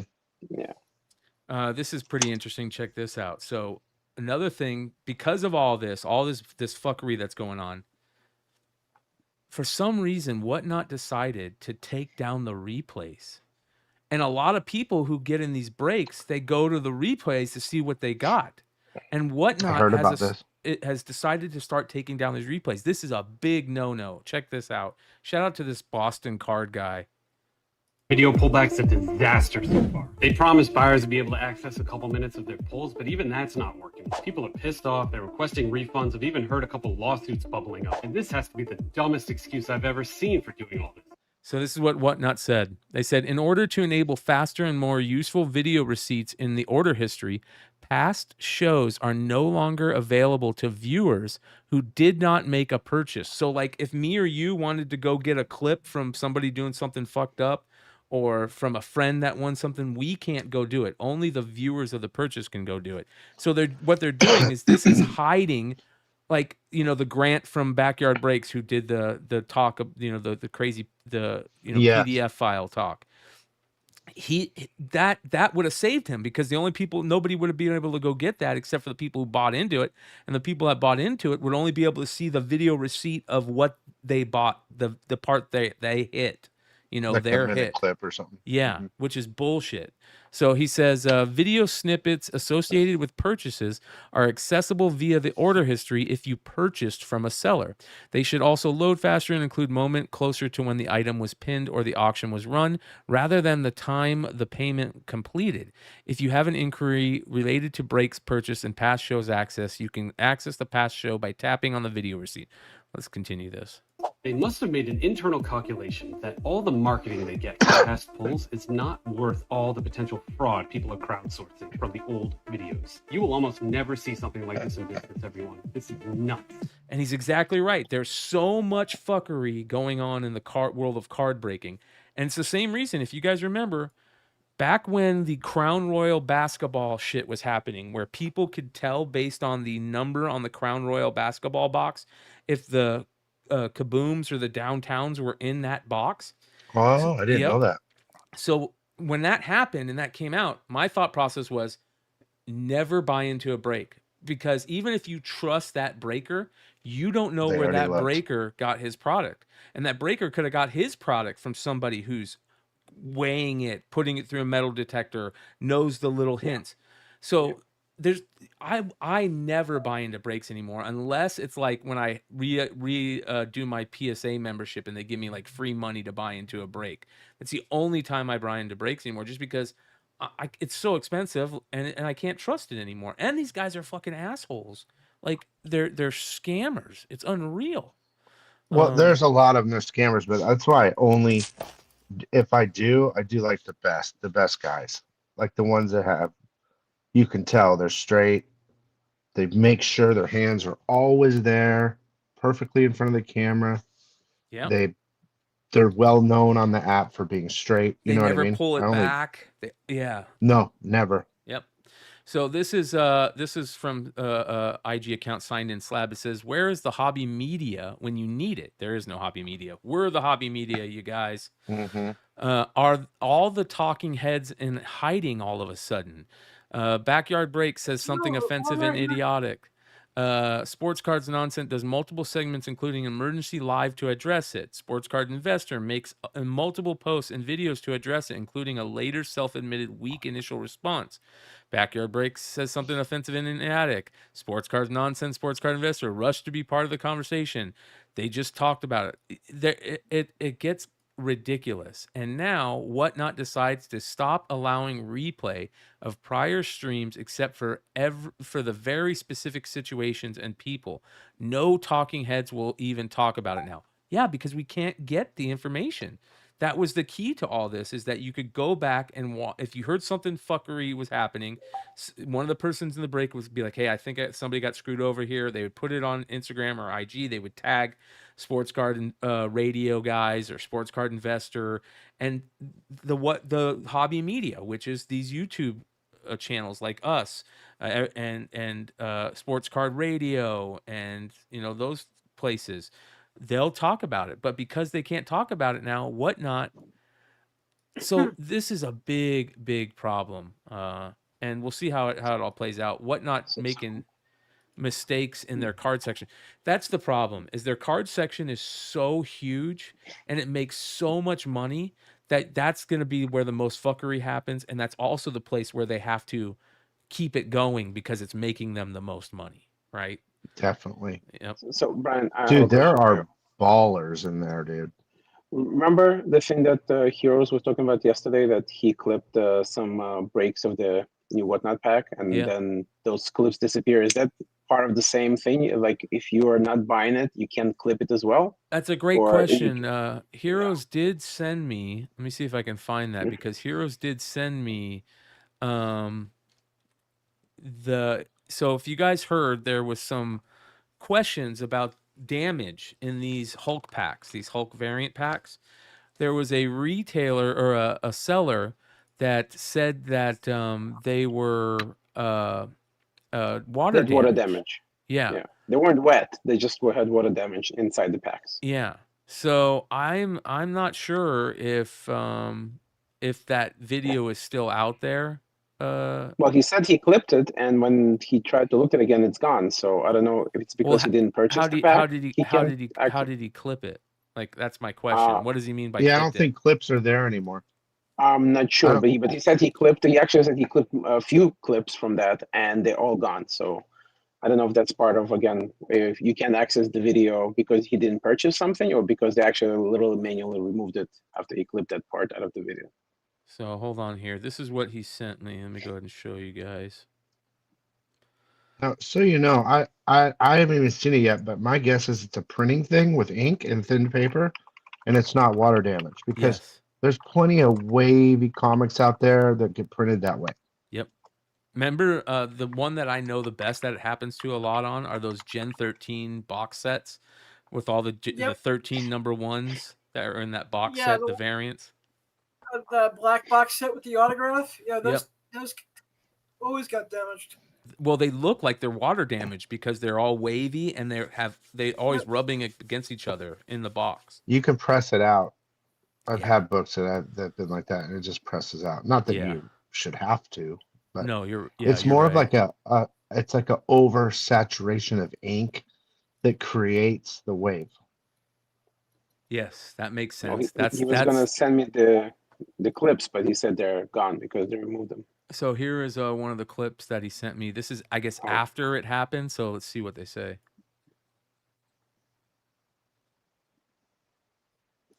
Hold on here. Like, for some reason, I got to add audio source so everybody can hear this. PC audio. Let's see here.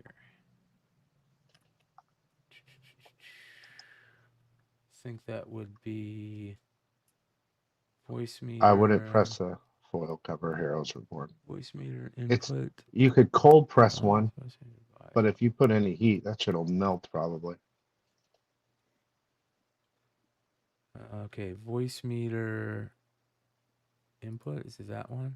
Okay, let's see if this works. Nope, hold on. Yeah, Hold on, that's not it. Properties.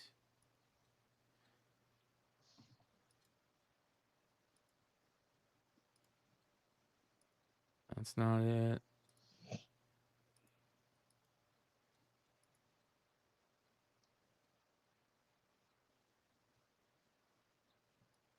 There it is. That happens. Any of these are damage. I'm going to open up another packet. You guys will get it there. All right, so let's see what we got. Is he showing it? Because I don't see anything. He's not. So apparently we have a couple water damage packs. If that happens, any of these are water damage, I'm going to open up another packet. He says apparently we have a couple water damage packets, and he's going to open up another packet to see it. But He let the guy get a different pack after he opened it and it had water damage. okay, so it was just one pack. It wasn't all the packs. Well, from what I heard from Hero, he's in the chat right now. He said one, but I don't know if there was multiple. Okay. All right. He said at this point he's moving on. So there you go. But very interesting. Again, you know, not having the videos up so people can watch it. that's a problem. Heroes Reborn says, Whatnot deleted the clips of him actually showing it. Huh. Oh. And he also asked if the foils can be pressed. I know that I also asked a bunch of pressers. It depends on... CGC stands foils cannot be pressed, but I think Hood said that they can be, and a few other it depends on the printer of the foils.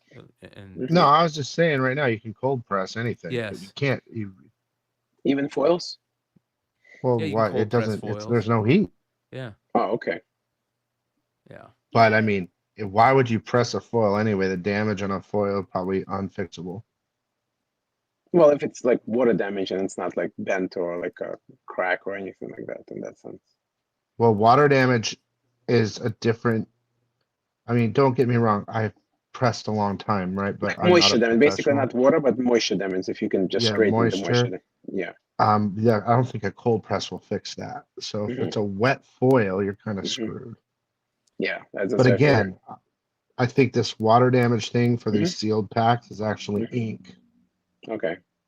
Saturated ink. Back to the card fuckery. Check this one out. This was a big deal. This card is so beautiful. Yeah. The second year Victor That's what mine looked like. Yep. This is the black 101 Prism. And look how good it looks because he's got the black jersey of the Spurs. This was pulled before release day.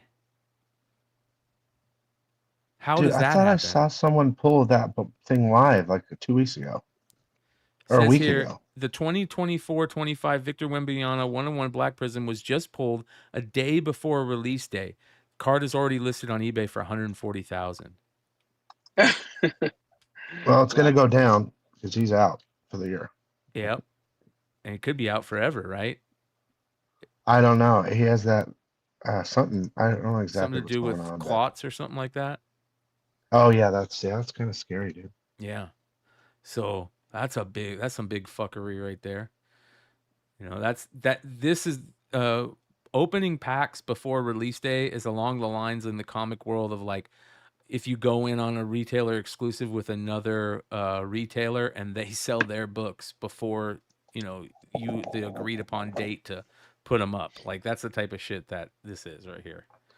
What bothers me about that picture is that is not in a top loader and it's sitting on a. I agree. If it's a 1-on-1 black, I think it's a shimmer, because of the foily on the right side, but of the fucking kit, it's like a case hit non-rookie.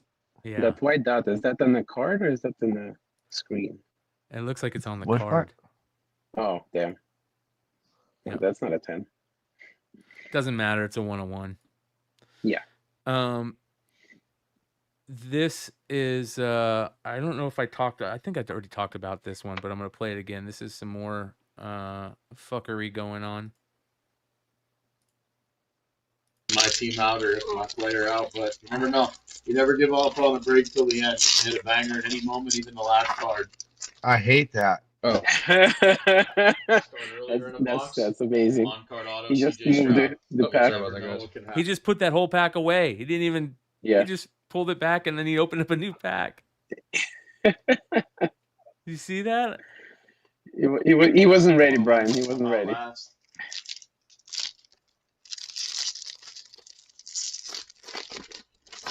Like sometimes I sometimes wonder if they leave my team out or if my player out, but you never know. He knows there's something in there. Where did he put those? Where did those go? Whoop. Oh. Trust me, my last card earlier in a box, on card auto CJ Stroud. Oh, you sorry never about that, know guys. what can happen, guys. A 101 can come out last. What the hell? What an ass. Sometimes That's crazy, dude. The breaker is called Breaks and Takes. Is that a joke? That's just a joke. No, that's the real name. He says, which is comical.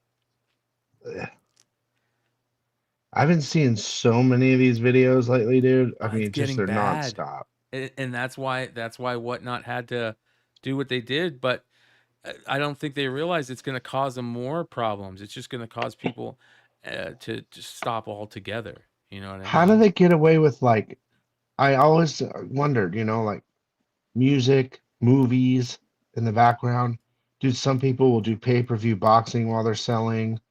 How do they get away with their live, first of all, live events, right? But like movies that are protected, how do they get away with Because that? I don't think that Whatnot was big enough for anybody to care yet. You know what I mean? They still do it though. Yeah, that's what I mean. I don't think they're big enough to where those like Time Warner and stuff like that are keying in on them to send them cease and desists or take down notices. But I believe Whatnot has came out and said that you can't put on like UFC or anything in the background anymore. That's like a pay-per-view or anything. Okay. But people might Yeah, still I do think it, I like saw you said. that because I got a red flag when I had WWE on in the background once. Okay, there you Yeah. go. So, yeah, it's just the way it is. It's shitty, but it is what it is. Oh, I got a funny story, Brian. I know you want to. I'm sorry, dude. No, you're good, I'm brother. sorry. You know the what is her name? She's the Vampirella cosplay girl. She's pretty Yes. popular. Yeah. Her and another girl. This is so funny. It was late at night, and I was just kind of looking around Whatnot, and they had a stream. And of course, their profile pic, right, is them but half naked, right? Yep. And so you go in there, and all the guys doing, the boyfriend or whoever the seller is selling like limited to 10 cosplay covers of just, all the trash that's the fake.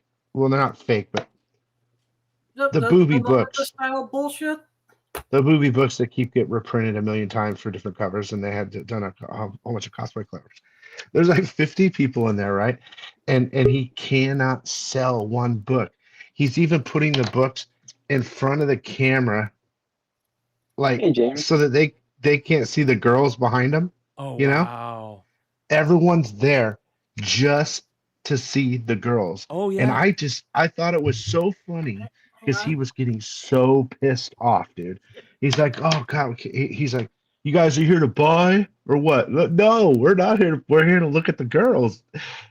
For an hour, he did not sell a book. It was hilarious, dude. There's a new. Excuse me, Billy. Thank you. An idea just flooded in my head.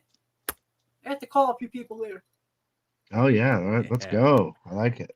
There's a new video that came out today. Let me see if I can find it. And it's pretty funny along those lines. I think it was this guy that did it. Let me go check. There's a Whatnot seller. Here it is. Check this out. Watch this. What up, James? How you doing, brother? All right. Doing good. Check this out. Fucking 2 in the pink, 1 in the stink. So this is a Whatnot seller. She goes by She Breaks His Footballs. Okay, so it's a chick card seller. Listen to this. I love the shocker. Fucking 2 in the pink, 1 in the stink. Wow. I prefer the Spocker, but let's see what else this family-friendly break has. Let me see some dick in the fucking chat, guys. I don't want to see fire. Fuck that mess. I want to see dick. You can either throw up a cucumber or an eggplant. An eggplant's a little thicker, though. Although sometimes those cucumbers, they be coming out like that, and you're like, God damn. Glizzy in that motherfucker. This lady's got some experience. Yo, why my penis all pointing? Look at that shit. Why the penis all pointing? Like you're gonna stab you. Like, oh, fucking, ow, that hurts. She's funny, dude. It's awesome sauce. So that's the That's type pretty of funny, stuff, dude. dude. That's the type of stuff that we got. That's why cards ain't for kids anymore, everybody. It ain't for kids. So gotta love that type of shit, man.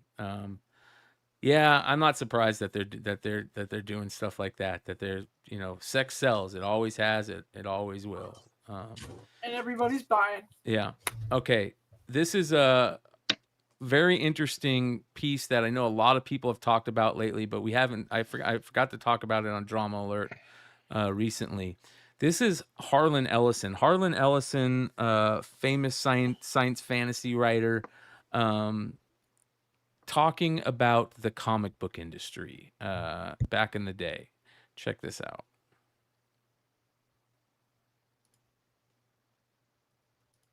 And she says, well, you know, that's not very professional. I said, and you're a very mean-spirited lady. Go away. Go suck an egg. And I hung up on her. First of all, nobody ever talks about this, but the comic book industry from its very start was programmed to make cowards out of the people who practice it. From Simon & Schuster on, everybody was always made afraid. If you don't do what we tell you, work for hire, you're out of a job and you'll never work in this industry. There was always the two big monolithic companies, Marvel and DC. If you pissed one of them off, you only had the other one to go to, so the other one knew it was getting you for nothing. That's what I hated about Jim Shooter. When he was the editor at Marvel, he bullied people who had no place else to go. It's an industry that has been based on transigence and transitory need. Here today and gone tomorrow. You throw it out. Your mother threw this crap out. That's what it was all about. So it couldn't be worth anything. So artists were always made to feel that they were insignificant, that what they did was unimportant. No one ever said to them, you are producing American literature. You are producing a Native American art form, something that has intrinsic worth because it is one of a kind. The rest of the world imitates it and lauds it and honors it. There's no stamp with Milton Caniff on it. There's no stamp with Crazy Cat on it. This goes back to the whole thing that Rob Liefeld was talking about. Wow. No respect, right? So, Yep. very interesting. Very interesting. So, yeah, really, really, really crazy. So, I'm sure that a lot of industry people have been sending that around, passing that around lately, because it is true. Mark Spears is a perfect example of that. Like, trying to break in the industry forever, and it's the industry doesn't have its finger on the pulse of what the buyers want. I think that they're starting to get to it, and we talk about it a lot. I think that the pulse is this right here. It's social media, it's forums, it's places like G Plus back in the day, the CGC boards. That is where they should be keeping their eye on. IG, Twitter, comic book content creators, because we're the people that are buying this stuff, and that's the pulse. The industry, they have no idea. They have no clue about any of that stuff, in my opinion, and they're just trying to fill a spot. Okay, we just need an artist to do the cover that's coming up for this book at this time. Throw it in there. Shout out to Locke. He says, that's why I don't draw sequential anymore. It's a grind for low page rates. And the page rates and stuff are pretty ridiculous that Marvel and DC is paying right now. That's why you have, a lot of artists and creators and writers that won't even work for Marvel or DC anymore because it's just not worth it to them, which is a bummer. It's really sad. So, shout out to Harlan Ellison for that throwback. So, okay. I think that's it. I agree. I'm just Yeah? helping you out here. I agree. Yeah, thank you.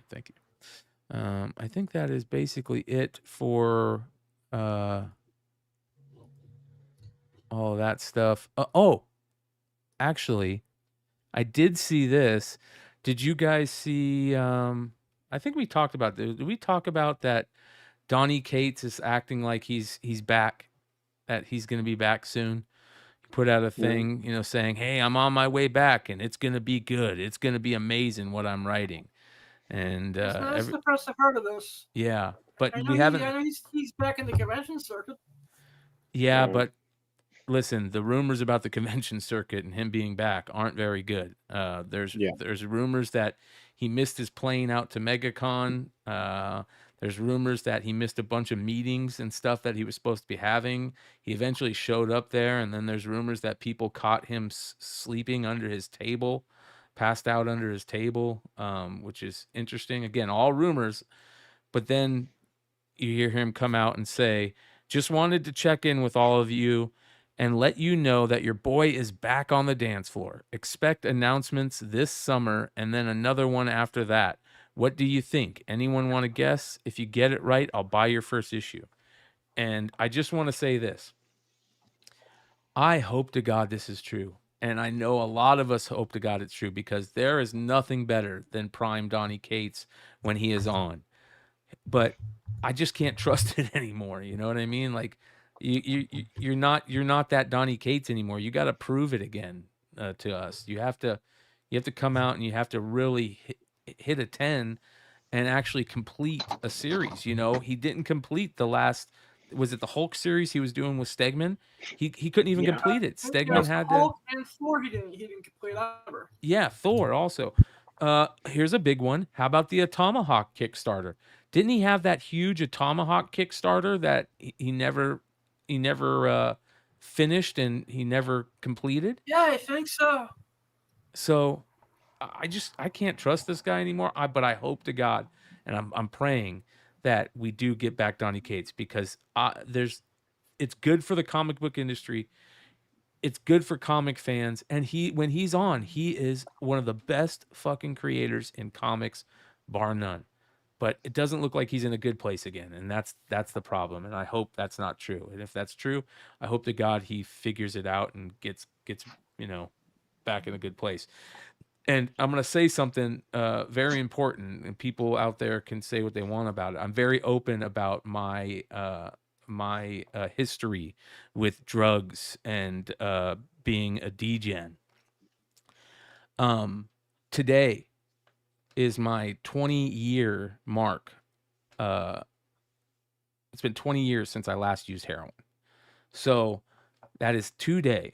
So me saying that it doesn't sound like Donny Cates is in a good place again, it sounds like there's something going on, and saying I hope he's back is coming from somebody who has been there, has done it, has failed multiple times. I tried to get sober many times, like most heroin addicts and opiate addicts.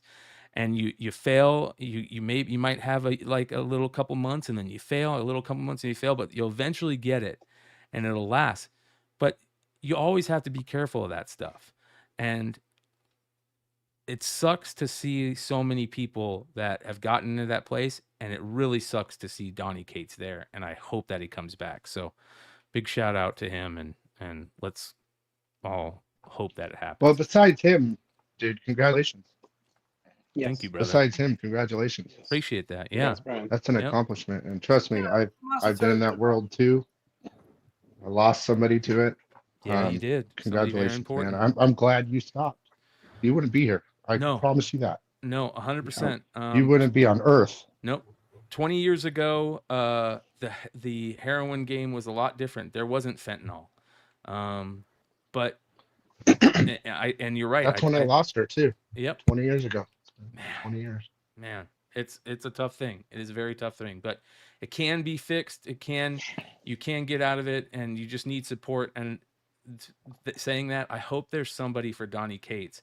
I hope that one of his friends in the comic industry has reached out to him and said, "Hey, man, what is going on? There's some rumors about you, or there's this," and hopefully that's not true. I hope it's not true. So, all right. That being said, you guys, you know how we end Drama Alert. We end it It's with time for Diamond Dave. our favorite friend, our favorite Drama Alert ender, Mr. Diamond Dave.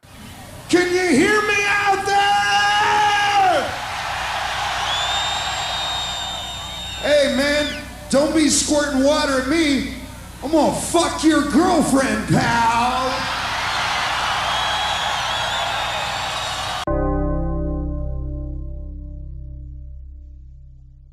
That's what I'm talking about. And that was Drama Alert. Good shit, guys. James, go ahead, Billy. Go ahead. I was just gonna say, if there's anybody out there, I mean, I don't know for my personal subs, but for your subs, or whatever, if there's people out there struggling in the chat or watch this later, don't be afraid to reach out. We're a huge community, and we're all here to help everybody. I mean, I know I don't really jump around. This is the only show I've been coming on. I've always made a point to just stay away because I've been through the ups and downs of YouTube. Yep. But honestly, there's groups of people, and these are all good people here, that I'm sure would have had a past and would help, try to help. There's a good community here of people at least in here. So if there's someone out there that needs help, dude, don't be afraid to reach out to any of us. I mean, I'm sure we could help you somehow. You're 100% right, Bill. And this Tomega says he's lost 10 people to overdoses in the last 2 years, and that is not uncommon in this world of fentanyl and the amount of fentanyl that's coming into this country is crazy. And I don't care if they get a stop every once in a while. There's just so much of it that it's so hard to stop, and that's the scary part. It's very scary. So I just saw a video of a cop, like they pulled over somebody yesterday. You probably saw it. I don't know. He just had a little contact of it, and he went down, dude. And the other cop had to save his life, and he gave him like 3 of those nose things. I forgot what they're called. Narcan. Yeah, like 3 of them, dude. And the guy came out of it, but like it almost killed him right there. Yeah, and that Like, is just small contact. I don't know if you guys have ever had to deal with the Narcan before. That shit is not fun. Not fun. But it saved your life. So. Yes. Yeah. It's scary, man. It's very scary. So. Yeah, none of those. It's a different period, a different world. But it is what it is. Speaking of that, James. Yes, sir. You had a pretty crazy experience today, from what I hear. Yeah, it was fun. I took my oldest son to his friend's house an hour later than we were supposed to, but he got the times messed up, and it was probably a really good thing. We're getting close to the house, and they've got a stack of wood out front, and they're burning some branches and stuff they'd cut down. So they were doing like a controlled burn. And so we pull around the corner. I'm like, oh, looks like they're burning some firewood or, doing a controlled burn. Pull into the driveway. And as I pull in the driveway, I see the mom goes running across the yard with a bucket in her hands. And then I look a little closer to the left, and like a bunch of their trees are up in flames. The fire had spread. It was super windy today, and the wind kept changing directions. Pretty sure the dad was drunk because he didn't seem like he knew what was going on, like how to deal with anything. So I ran up to the mom and I said, I'm like, do you have a longer hose? Because they had the short hose that was like maybe 20 something feet that wouldn't reach out that far. They had one out by their swimming pool in the back. So I ran out back and grabbed it, hooked it up, ran out front, and then sat there for 20 minutes putting out the trees and surrounded by smoke. So my throat is killing me right now. I inhaled a bunch of it. Not great. My eyes are killing me too. I feel fine, but shit's crazy, bro. Not great. Plus, you're just I got to play sick, firefighter like for week. 15 minutes sick, yeah. while the fire department showed up and hosed everything down. So, Oh wow. What did they do? How did the tree light on fire? it's just a bunch of pine needles. This house is kind of in the woods. Oh, it was really dry and windy. Yeah, there's pine needles everywhere. Like my backyard right now would be, if a fire started in my backyard, my house would be gone in an instant. It's so dry. Even in South Carolina, it just, all the pine needles from the fall that didn't get picked up, just because the heat's been so good the last few days, everything's just super dry. So, and the wind today was crazy. It would like whip 15 miles an hour one direction, and then 30 seconds later it's whipping 15 miles an hour the other direction, which might have been a good thing, because if it was constantly going the one direction, they would have lost all their stuff. But it was pretty cool. My son came home a few hours ago. My wife went and picked him up, and he came in and he's like, hey, by the way, they didn't get to thank you before you left, but her dad said thanks for saving their house. So wow. Yeah, that could have been really bad. Yeah, that's cool. So you arrived just in time. Yeah, exactly. Had we gotten there when my son not gotten time screwed up, who knows what would have happened? It was just kind of one of those, like, had we shown up 10 minutes earlier, they still would have just been doing a controlled burn. It wouldn't have gotten hit that hard yet, So had we shown up 20 minutes later, their house and the neighbor's house and the people across the street's house could have been up in flames. It was just good timing. So that's nuts. Yeah. Yeah. Did you guys see the new San Diego Comic-Con exclusives that were announced? No. Okay, so there is a couple San Diego Comic-Con exclusives that have been announced. The main one being, this is a toy series, the Cold Slither Classified series, the Dreadnought band with Zartan singing, of course. You get all 3 Dreadnoughts. You get Ripper, Buzzer, and Torch, and Zartan. And then you get, of course, the drum set, the guitars, and the bass, and the keytar. Look how crazy these look. These are Does he so change cool. color? No, he doesn't. Look at this one with the keytar. That's hilarious. Right? So I'm buying at least. I want to get at least 2 of these. And then of course the drummer, doesn't he look like Maynard James Keenan? Looks like the lead singer of Tool. But so this is going to be an exclusive. These are. It says the 6-inch figures are fully equipped with their world tour concert, over 29 accessories, including guitars, a keytar, a drum set, and more.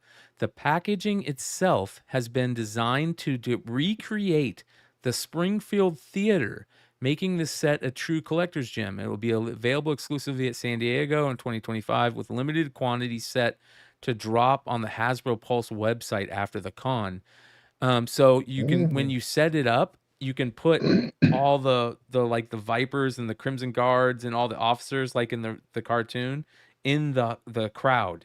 And this is so cool. There's rumors that it could come with some extras also. So we'll have to see what those extras are. Next, here's another one that just got announced. This is the Energon universe. This is, of course, from Void Rivals #1. You got the Void Rivals characters and, of course, the Transformer character. Really badass from issue #1. And there's a convention-exclusive variant that comes with it. How cool is that? So the comic comes with the toys, or is it like separate? Yep, comes with the toys. Nice.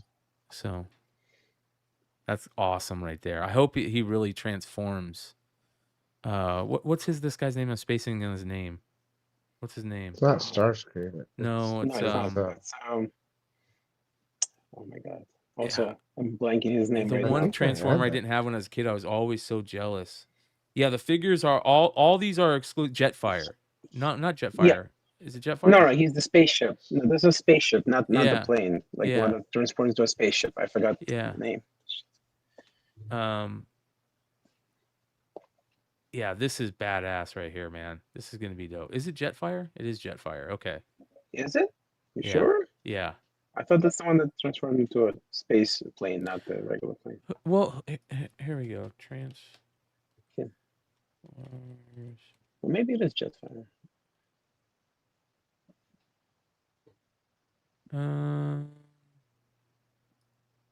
Yeah, Jetfire. Oh, it is Jetfire. All right. But he was originally called Skyfire. Oh, that's okay. Yeah. That's what I thought it was. Yeah. Yeah, that's what I. Yeah. Was, So there you go. Yeah, McFarlane lost the DC license. They were talking about that. Did too. he? What? Did he? Did he? Yes, he lost my the God. license for the toys at the end of the year, I Damn. think, or maybe now. I don't know. Dude, did you see the Daredevil fight with Bullseye? It's all over the place right now. Mattel regains the DC Toy Comics toy license in Yes. 2026. Wow. McFarlane Toys will stop producing action figures at that time, and Mattel will take over, not just for our collector level figures, but multiple segments, similar to how they used to do before the split to McFarlane and Spin Master. This is coming from LA Times currently. Wow, Holy shit. I know. that sucks. Because the lot McFarlane of stuff's money. amazing. Yeah. Spawn's about to go up $1. Well, he did get the Marvel license recently, so that's probably still good. Oh, well, that's good. Then. Let's go see Yeah, here. he's been putting out all those Marvel books, like especially most of his covers as figures. They look really good. So, Toy Fair is going on right now. So here's some Toy Fair stuff. You've got Star Wars. This is the new all the Star Wars stuff for Toy Fair. Let me figure this out. There we go.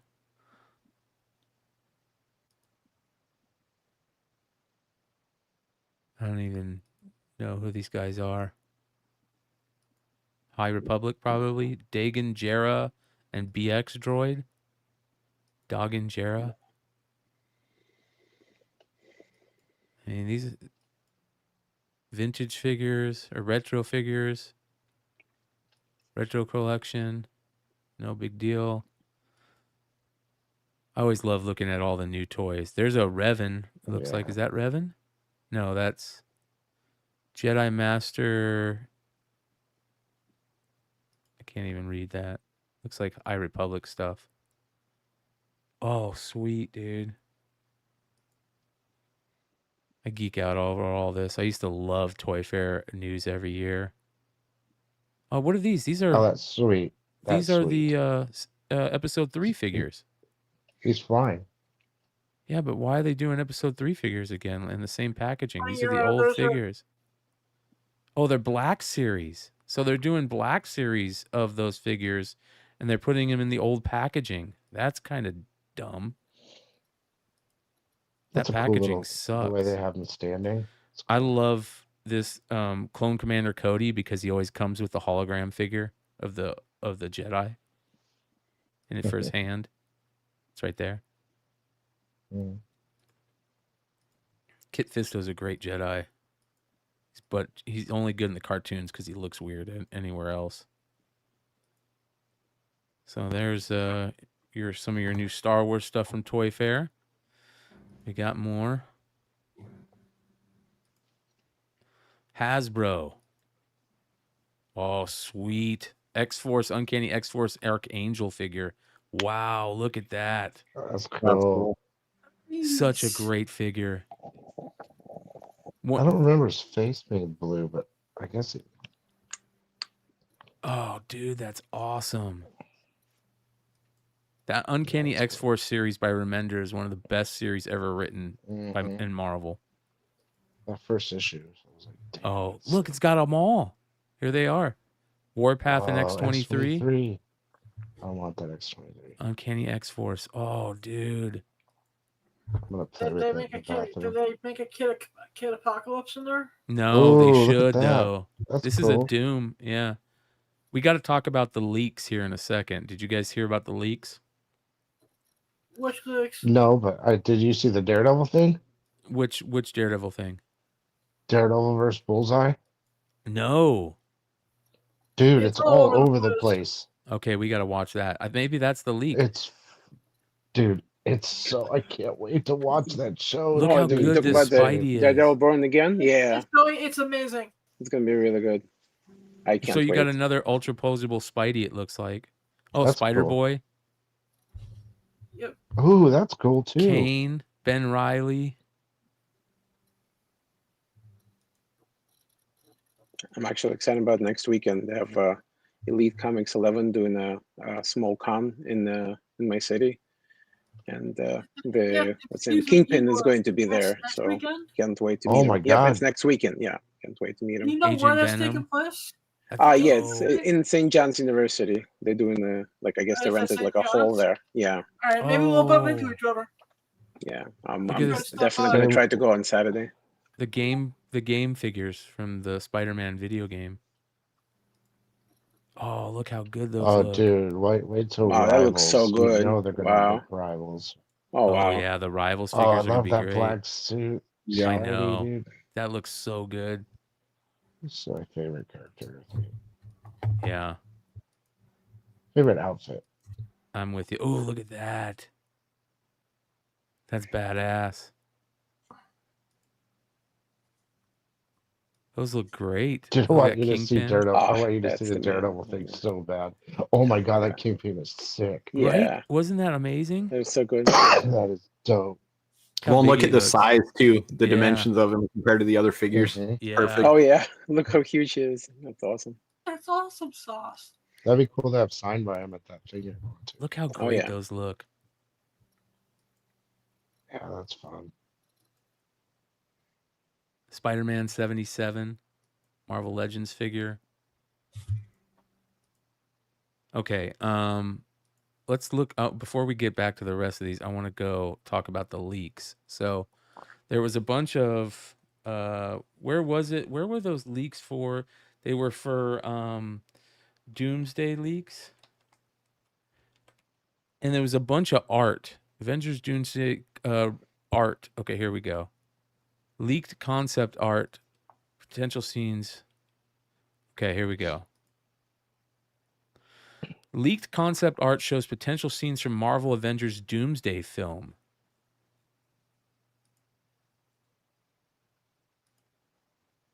They're storyboards. So it totally looks like Hickman's Battle World because he's got Doctor Strange as his right hand, you know, his little finger. And he's got,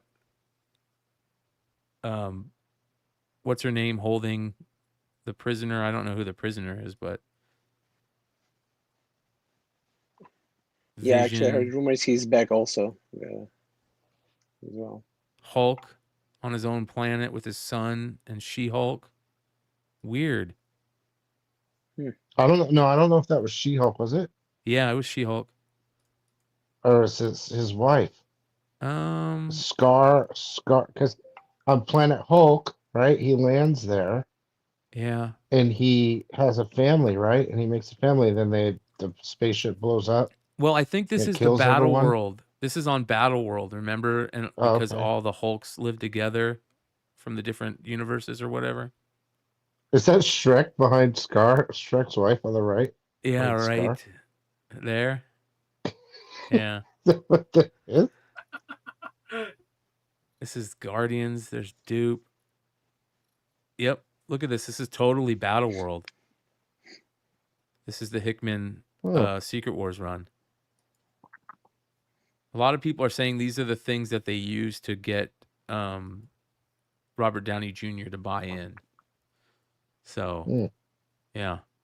Pretty interesting, right? I think it's called money. Yeah. Money. Like a 5 semi trucks pulled up to his house with all cash. Yeah. Like cute armored vehicles. Hold it. Die. All right, let's go take a look at the. It's on I YouTube, can't right? wait to see it. It's everywhere, dude. I saw it on TikTok, but yeah. Just put Daredevil Bullseye, dude. I was hoping they're gonna bring him back, and it looks like they're definitely gonna use him. All right, here we go. So good.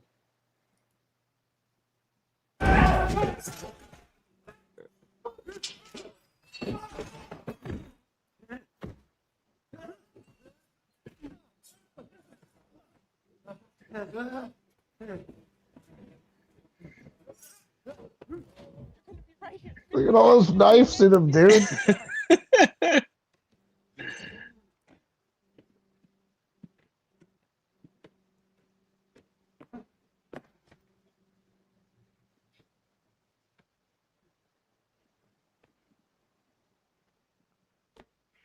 Dude, this is going to be so good. Dude, watch. This is so cool.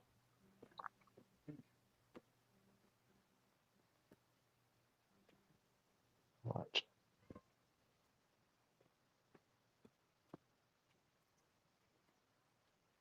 Oh, shit. Bro, that was awesome. Before they start fighting, like right before, like people are like analyzing the sound, and that you can hear what's her name talking. What's his? God damn it! I'm Karen sorry. Page? His partner's name though. In the comics, my bad. Buck or no, not? Foggy Nelson. That's why I always say Bucky, but it's not Bucky. It's Yes, Foggy. Foggy. Foggy. Dude, they're like analyzing the sound, and you can hear Karen Page going, "Oh, Foggy, what do they do?" Like Bullseye kills him. Oh wow! No way. Yep, that's what they hear. That's what they are hearing. No way. In the background, which goes. What is that? What is that run? the Daredevil run where he dies, isn't he? Doesn't he die in it? Is that I saw an interview where like the woman who was interviewing, she's saying she saw like I think the first 1 or 2 episodes, whatever it was, and she was talking to like actors and the directors and everything. Like, oh, she's like, I couldn't believe the first episode, what they happened in the first episode. Like, if the whole series going like this is going to be incredible, but I just was shocked. So I hope they're not going to kill him right in the first episode. That would be crazy. Well, here's the problem with here's I'll bet money that they're not going to kill him, but he's going to get severely injured. here's the only problem with Daredevil. Bet money on that. Here's the only problem That's with all I'm gonna Daredevil. say. They originally shot it and it was terrible. Everybody I said heard it was really bad. It says here, Daredevil Born Again showrunner Dario Scardapane added 3 new episodes and wrote additional scenes as the Marvel television series was restructured. D'Onofrio noted, we made it known that we were not happy, and the big bosses, especially Kevin Feige, listened to us. Liefeld responded to this saying, prior to the Marvel brass finally listening to the talent, the show was a comedy.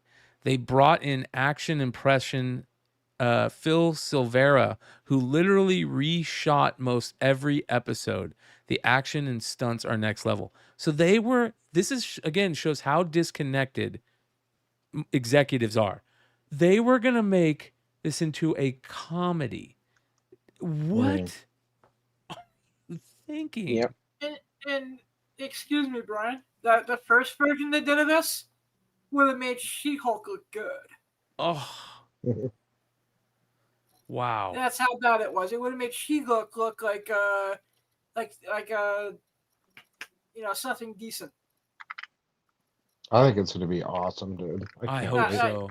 I Dude, really hope so. I'm saying this is going to be the best thing Marvel put out like since Endgame for TV. Oh, That's Brian's cool. Comics Garage says Matt is listening to Karen and Foggy's heartbeat when he's like sitting there against the wall. But it's so crazy. He's like 15 knives in him, dude. Brian, I just sent you the link for the interview, like in the IG, if you want to try to listen. It's not long, but it's really good. Like, What is it? They actually, I think, the link for the interview they had for the Daredevil Born Again with okay. they had with the creative team and with the 2 main actors, and like some of the stuff they say there's some little hints here and there, but they don't reveal what it is. But I think that's what they're talking about. What's going to happen in the first episode. Nice. It's Nice. just really good. Yeah. Crazy, man. It's going to be very interesting to see how it plays out. I hope it's good. But part of me is like, I hear that story about they were trying to make it a comedy. It's like, what are you thinking? So stupid. Again, disconnect. Well, Daredevil was never bad. It was always good, right? It was amazing. I liked it all. Yeah. All the I don't Daredevil see them stuff going- was top Yeah. of the tip of the spear when it comes to like the best shit they ever put out at Marvel. Those Daredevil series are so gritty and dark, and you can't. Yes. That's what Daredevil should be. It should be that street level grittiness. That's Hell's why it Kitchen, makes it so dude. good. Yeah, Hell's Kitchen. Yeah. Yep. So, man. I can't Joseph wait. says I'm so Daredevil excited. twerking. Can't wait.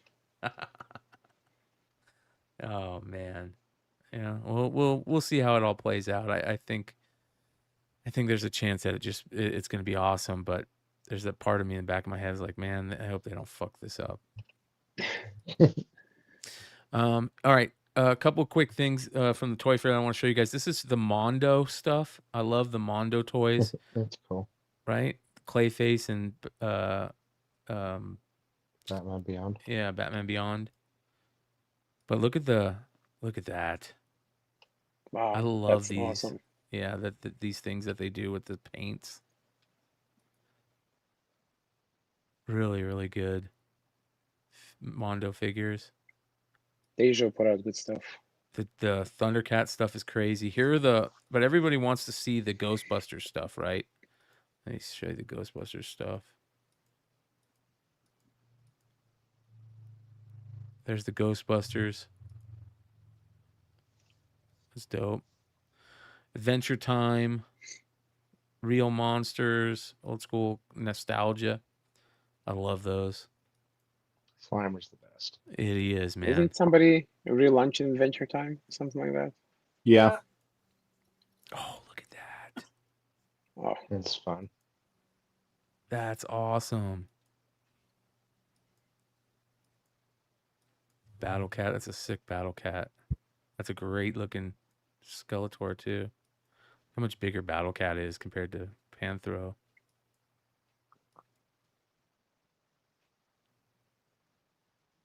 Let's see. I Here. remember mine. Wasn't he like fuzzy, furry? Yeah, the Panthro was is it Panthro? Is it Panthro or Yeah, No, Panthro? the Battle Cat. yeah, The Battle. When I was Battle a kid. Cat wasn't fuzzy, but Skeletor's cat was fuzzy. Yep, yeah. Like Panther you was feel the it one in your that was hand, fuzzy. right? Yeah, I don't know. I just got that feeling back. like velvet. For some Yep. reason, I remember feeling it. Yeah. Here's the NECA stuff. You got the Sesame Street stuff. Look at those penises. I know, that's what I thought too. What the hell? Snouts. Yeah. They're elephant trunks. Yeah. What the hell? That's weird. I love the little worm. It's kind of fun though. It's cool. Robo Taka and Robo Razor. Those are cool. That's a classic. Yep. Those are awesome. NECA turtle stuff is so good. Oh, look at that. Movie series Bebop and Rocksteady. Man, I wish. Yeah, that was great. They're making that Ronin. They're making a live action Ronin, right? Yes. Is that real? I don't know if it's going to end up happening, but that's what we've heard. I haven't heard anything updated on it, but it was supposed to be a live action Ronin, yeah. Lilo and Stitch. Oh, that'd be sick. Shout out to Dynamite, who just they started that Kids Dynamite stuff, and they have that Lilo and Stitch kid series to try and bring in young kid readers, which is cool. I think that's excellent. It's Lilo and Stitch Elvis. Where's the Willie Nelson? There's a Willie Nelson. There he is. Good old Willie. Where's the joint? Has he got a joint? Should have a little joint. All right. Let's go back. WWE figures. All right, here we go. Masters of the Universe from Mattel. Let's see what these are. They don't look too bad. They look like kind of old school. What's that? What's his name? Zork? Or what is it? The little dude? The little Merlin dude? Orko, yeah. I love him, man. Yeah. He's got the beard. Orko. Did you like the new series, whatever they had like last year or a year before? The Kevin whatever it Smith was? one, I thought it was terrible, dude. Yeah, I didn't like. I used to be a huge fan of the show, but this one was just not Yeah, I didn't like the Kevin Smith one. Look at that. That's badass. Wow. That's terrible. But that's awesome. Orko. Claws, what do they call that? Something Battle Claws Skeletor or something like that.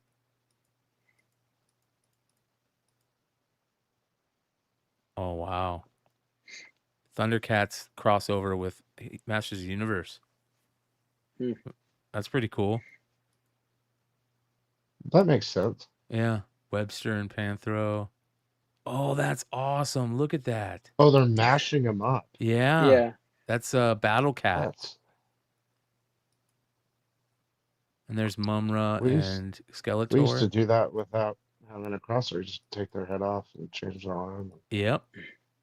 I did that with so many G.I. Joes, Billy. It was unreal. I did too, dude. Yeah, those look really good. So And there then you the go. little rubber band thing in the leg or whatever. Yeah, the O-ring. What's that? Yeah, it was such a pain in the ass putting his O-ring. All right, here's McFarlane's Marvel stuff. Ooh, yeah, I want to see that. Yeah. This is good. Carnage. That's sick. Yeah. It's all such a great stuff. Like I don't know, he lost the DC 262, license. right? 362 or whatever. 262? Yeah, 262, right? No, wait, 362. Yeah. How long has he had this license? I think he got it last year. Yeah, Sometime just a in year. the Probably year why or at the end of the DC. year. Yeah. That's why DC kicked his ass out. Look at That's that. Venom. Oh, dude, I can't wait, dude. I don't buy stuff. I don't have room, but I'm gonna have Oh, to. Jim Lee Beast. That's awesome. That's one of the things he says when he got the license. He get to reprint like a lot of Jim Lee and like all the classic like covers. Like Wow, a lot of that's these comes with good. covers also. Yeah. That's So excellent. detailed, and the price, Yeah. like he doesn't charge insane prices like the rest of the companies. Oh my Yeah. god. Yep. That was so Black good. suit Spider-Man. I want that so Yeah. bad, dude. That's amazing. And that Wolverine also. He looks sick. I have that. I have so many Black suit Spider-Man statues, but that one's the Total Secret Wars 8 cover, dude. Man, that's cool. Are those literally things coming out of his head, sparking? Yeah. Yeah. Oh my god, that's Spidey sick, senses. Yep. I gotta get. Oh, you can get signed version. Look at Yeah, the Hulk.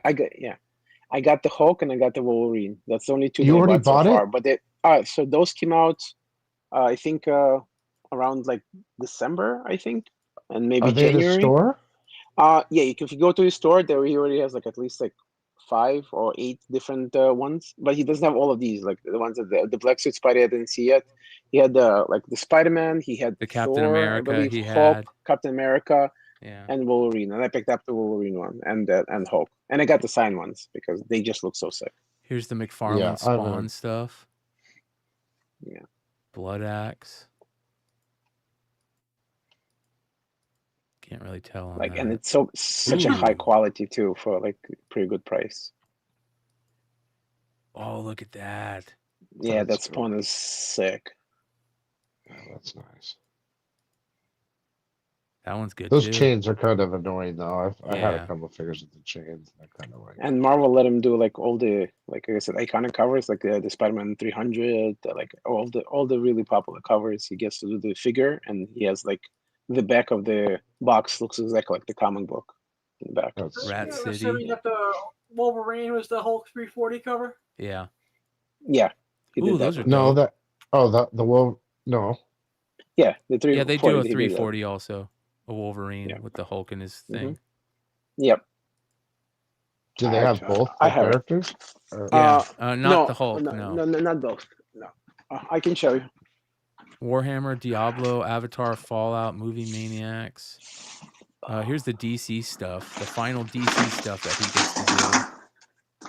What? Did he just fall? Oh shit! I hope it didn't Yeah, drop no, my Venom bucket just fell. it. God, I'm sorry. It's all good. The glare. Oh, that's cool. Is the reflection on the blades? Yeah. It's hard to see, but Yes.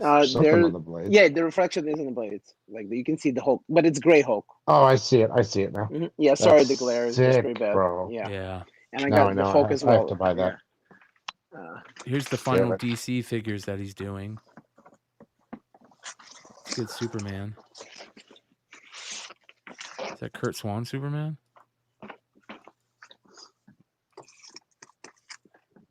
I like that Superman. Golden Age Robin. Looks like Joker. Wonder Woman.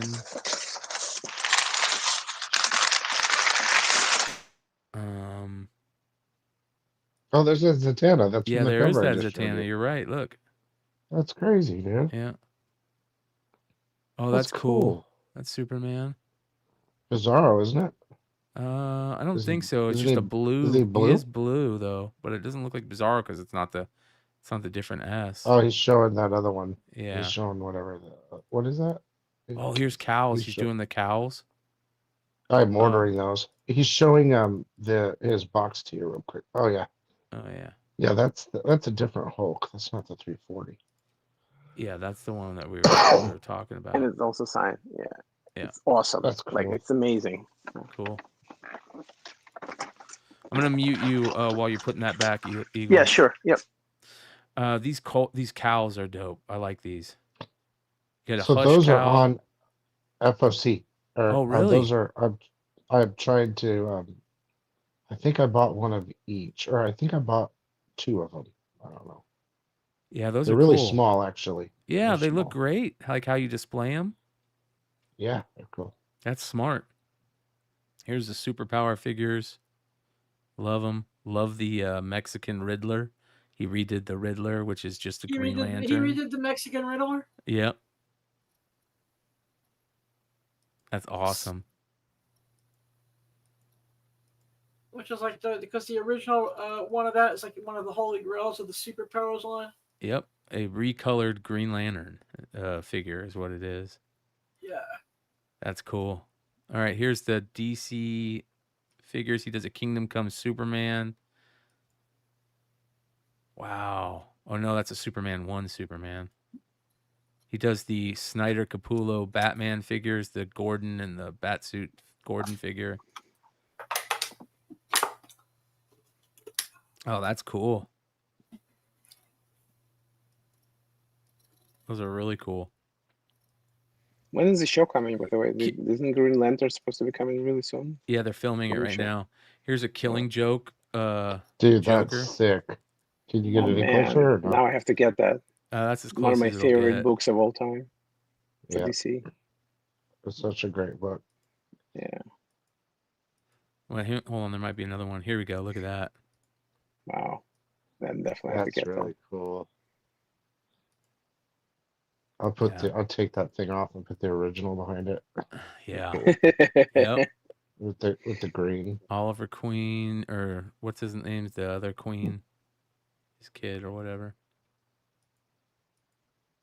Some JSA characters. You got some Superman versus Godzilla, Batman, and King Kong.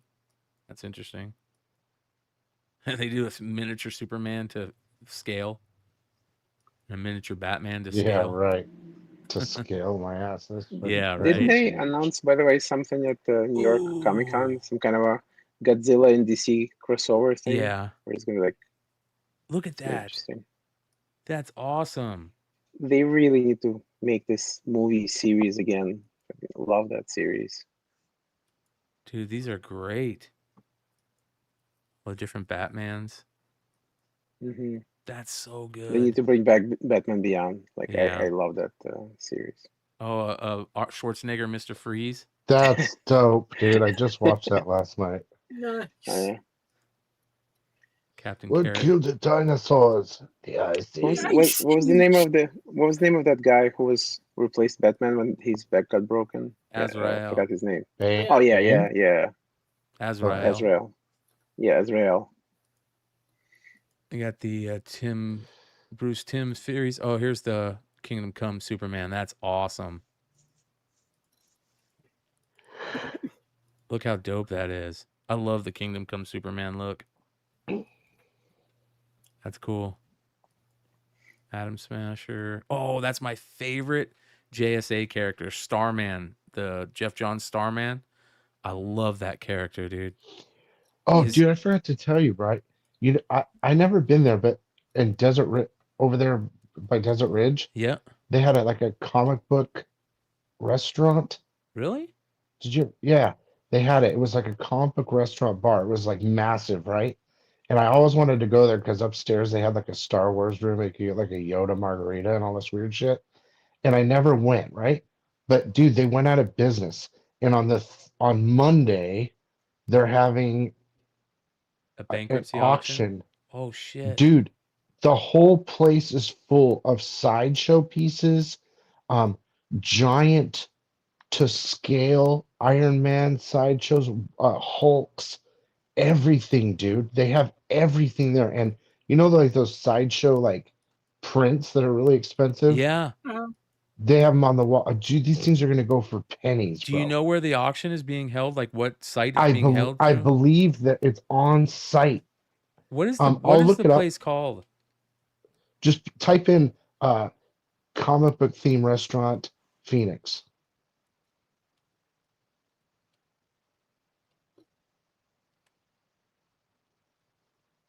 Something like that. That's it. Comic is X right here. restaurant bar. Dude, literally, they're Comic selling the whole restaurant. online auction. Here it is, dude. Dude, Oh, wait till you see. All right, we're That gonna guess Hulk what. is sick. So this is at 2000. It's a huge. Oh shit, that one out. It That's- comes with the whole background and shit. But if you keep going, you'll see like Sideshow 101, like busts, and like, I mean, of course they have the Iron Man ones from the movie. Captain America. Wait, how do I go back? Let me go back real quick. They've been like pumping this shit all over Facebook and Instagram, so it's all over the place. But Okay, here we go. Let's see what we got.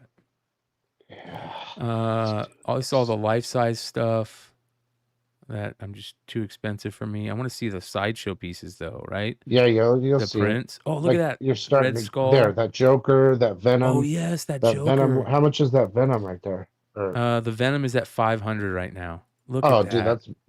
It's not that that's shabby.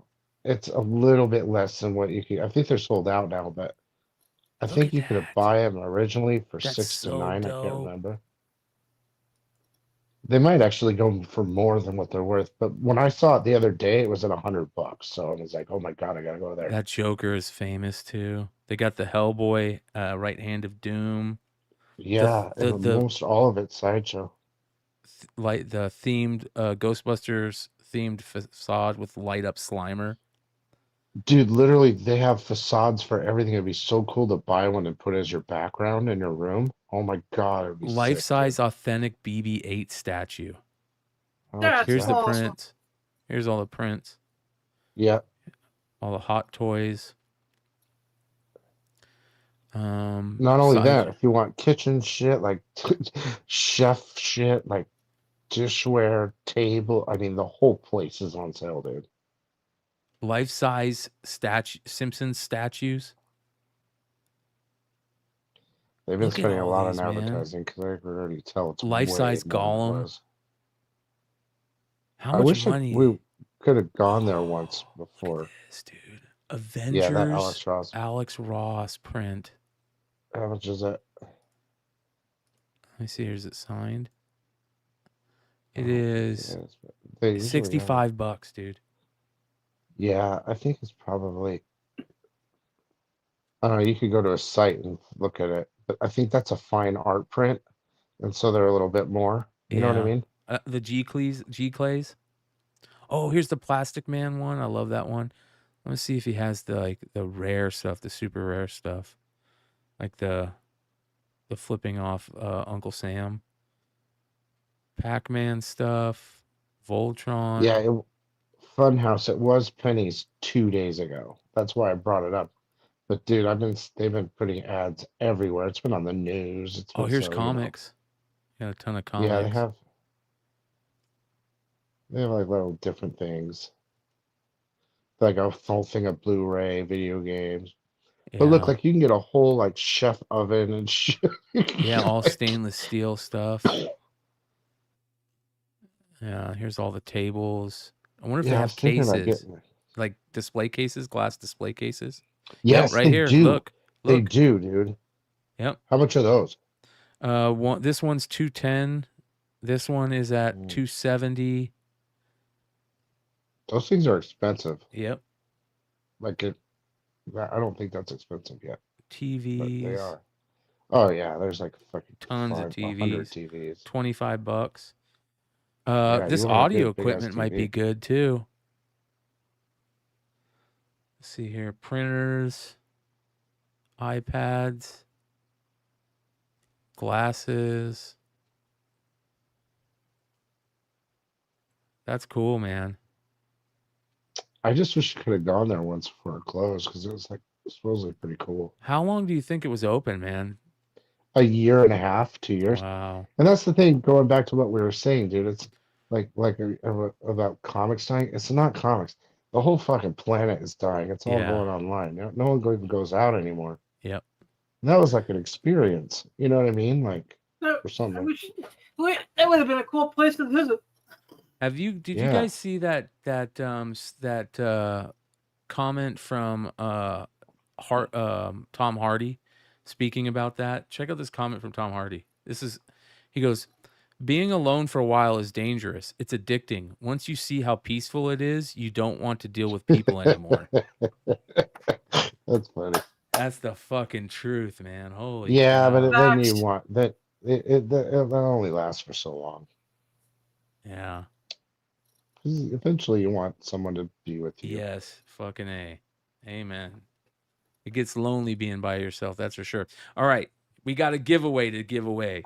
Here we go, you guys. Congratulations to the winner of this beautiful Hulk book is... I didn't get in there. All you had to do was put a thing in the chat. I didn't know. Bryan's Comic Garage. Look at that. Bryan's Comic Garage. Congratulations, my friend.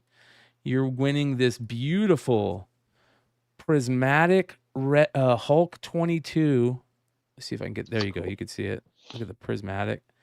This is care of Namesh Patel, a great community member who won this today in a Hulk pack. And he said, you know what? Give it away on this show on Modern Comic Mayhem. So congratulations, Bryan's Comic Garage.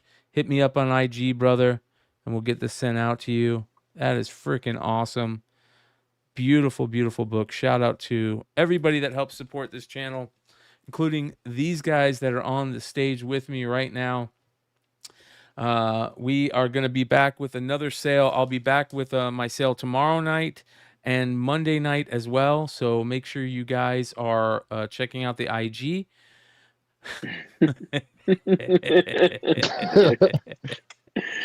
Make sure you guys go give that guy a follow. Go give these guys a follow. And check out economicsandcomics.com for your favorite bundles and FOC pickups. We'll see you guys next time. Adios.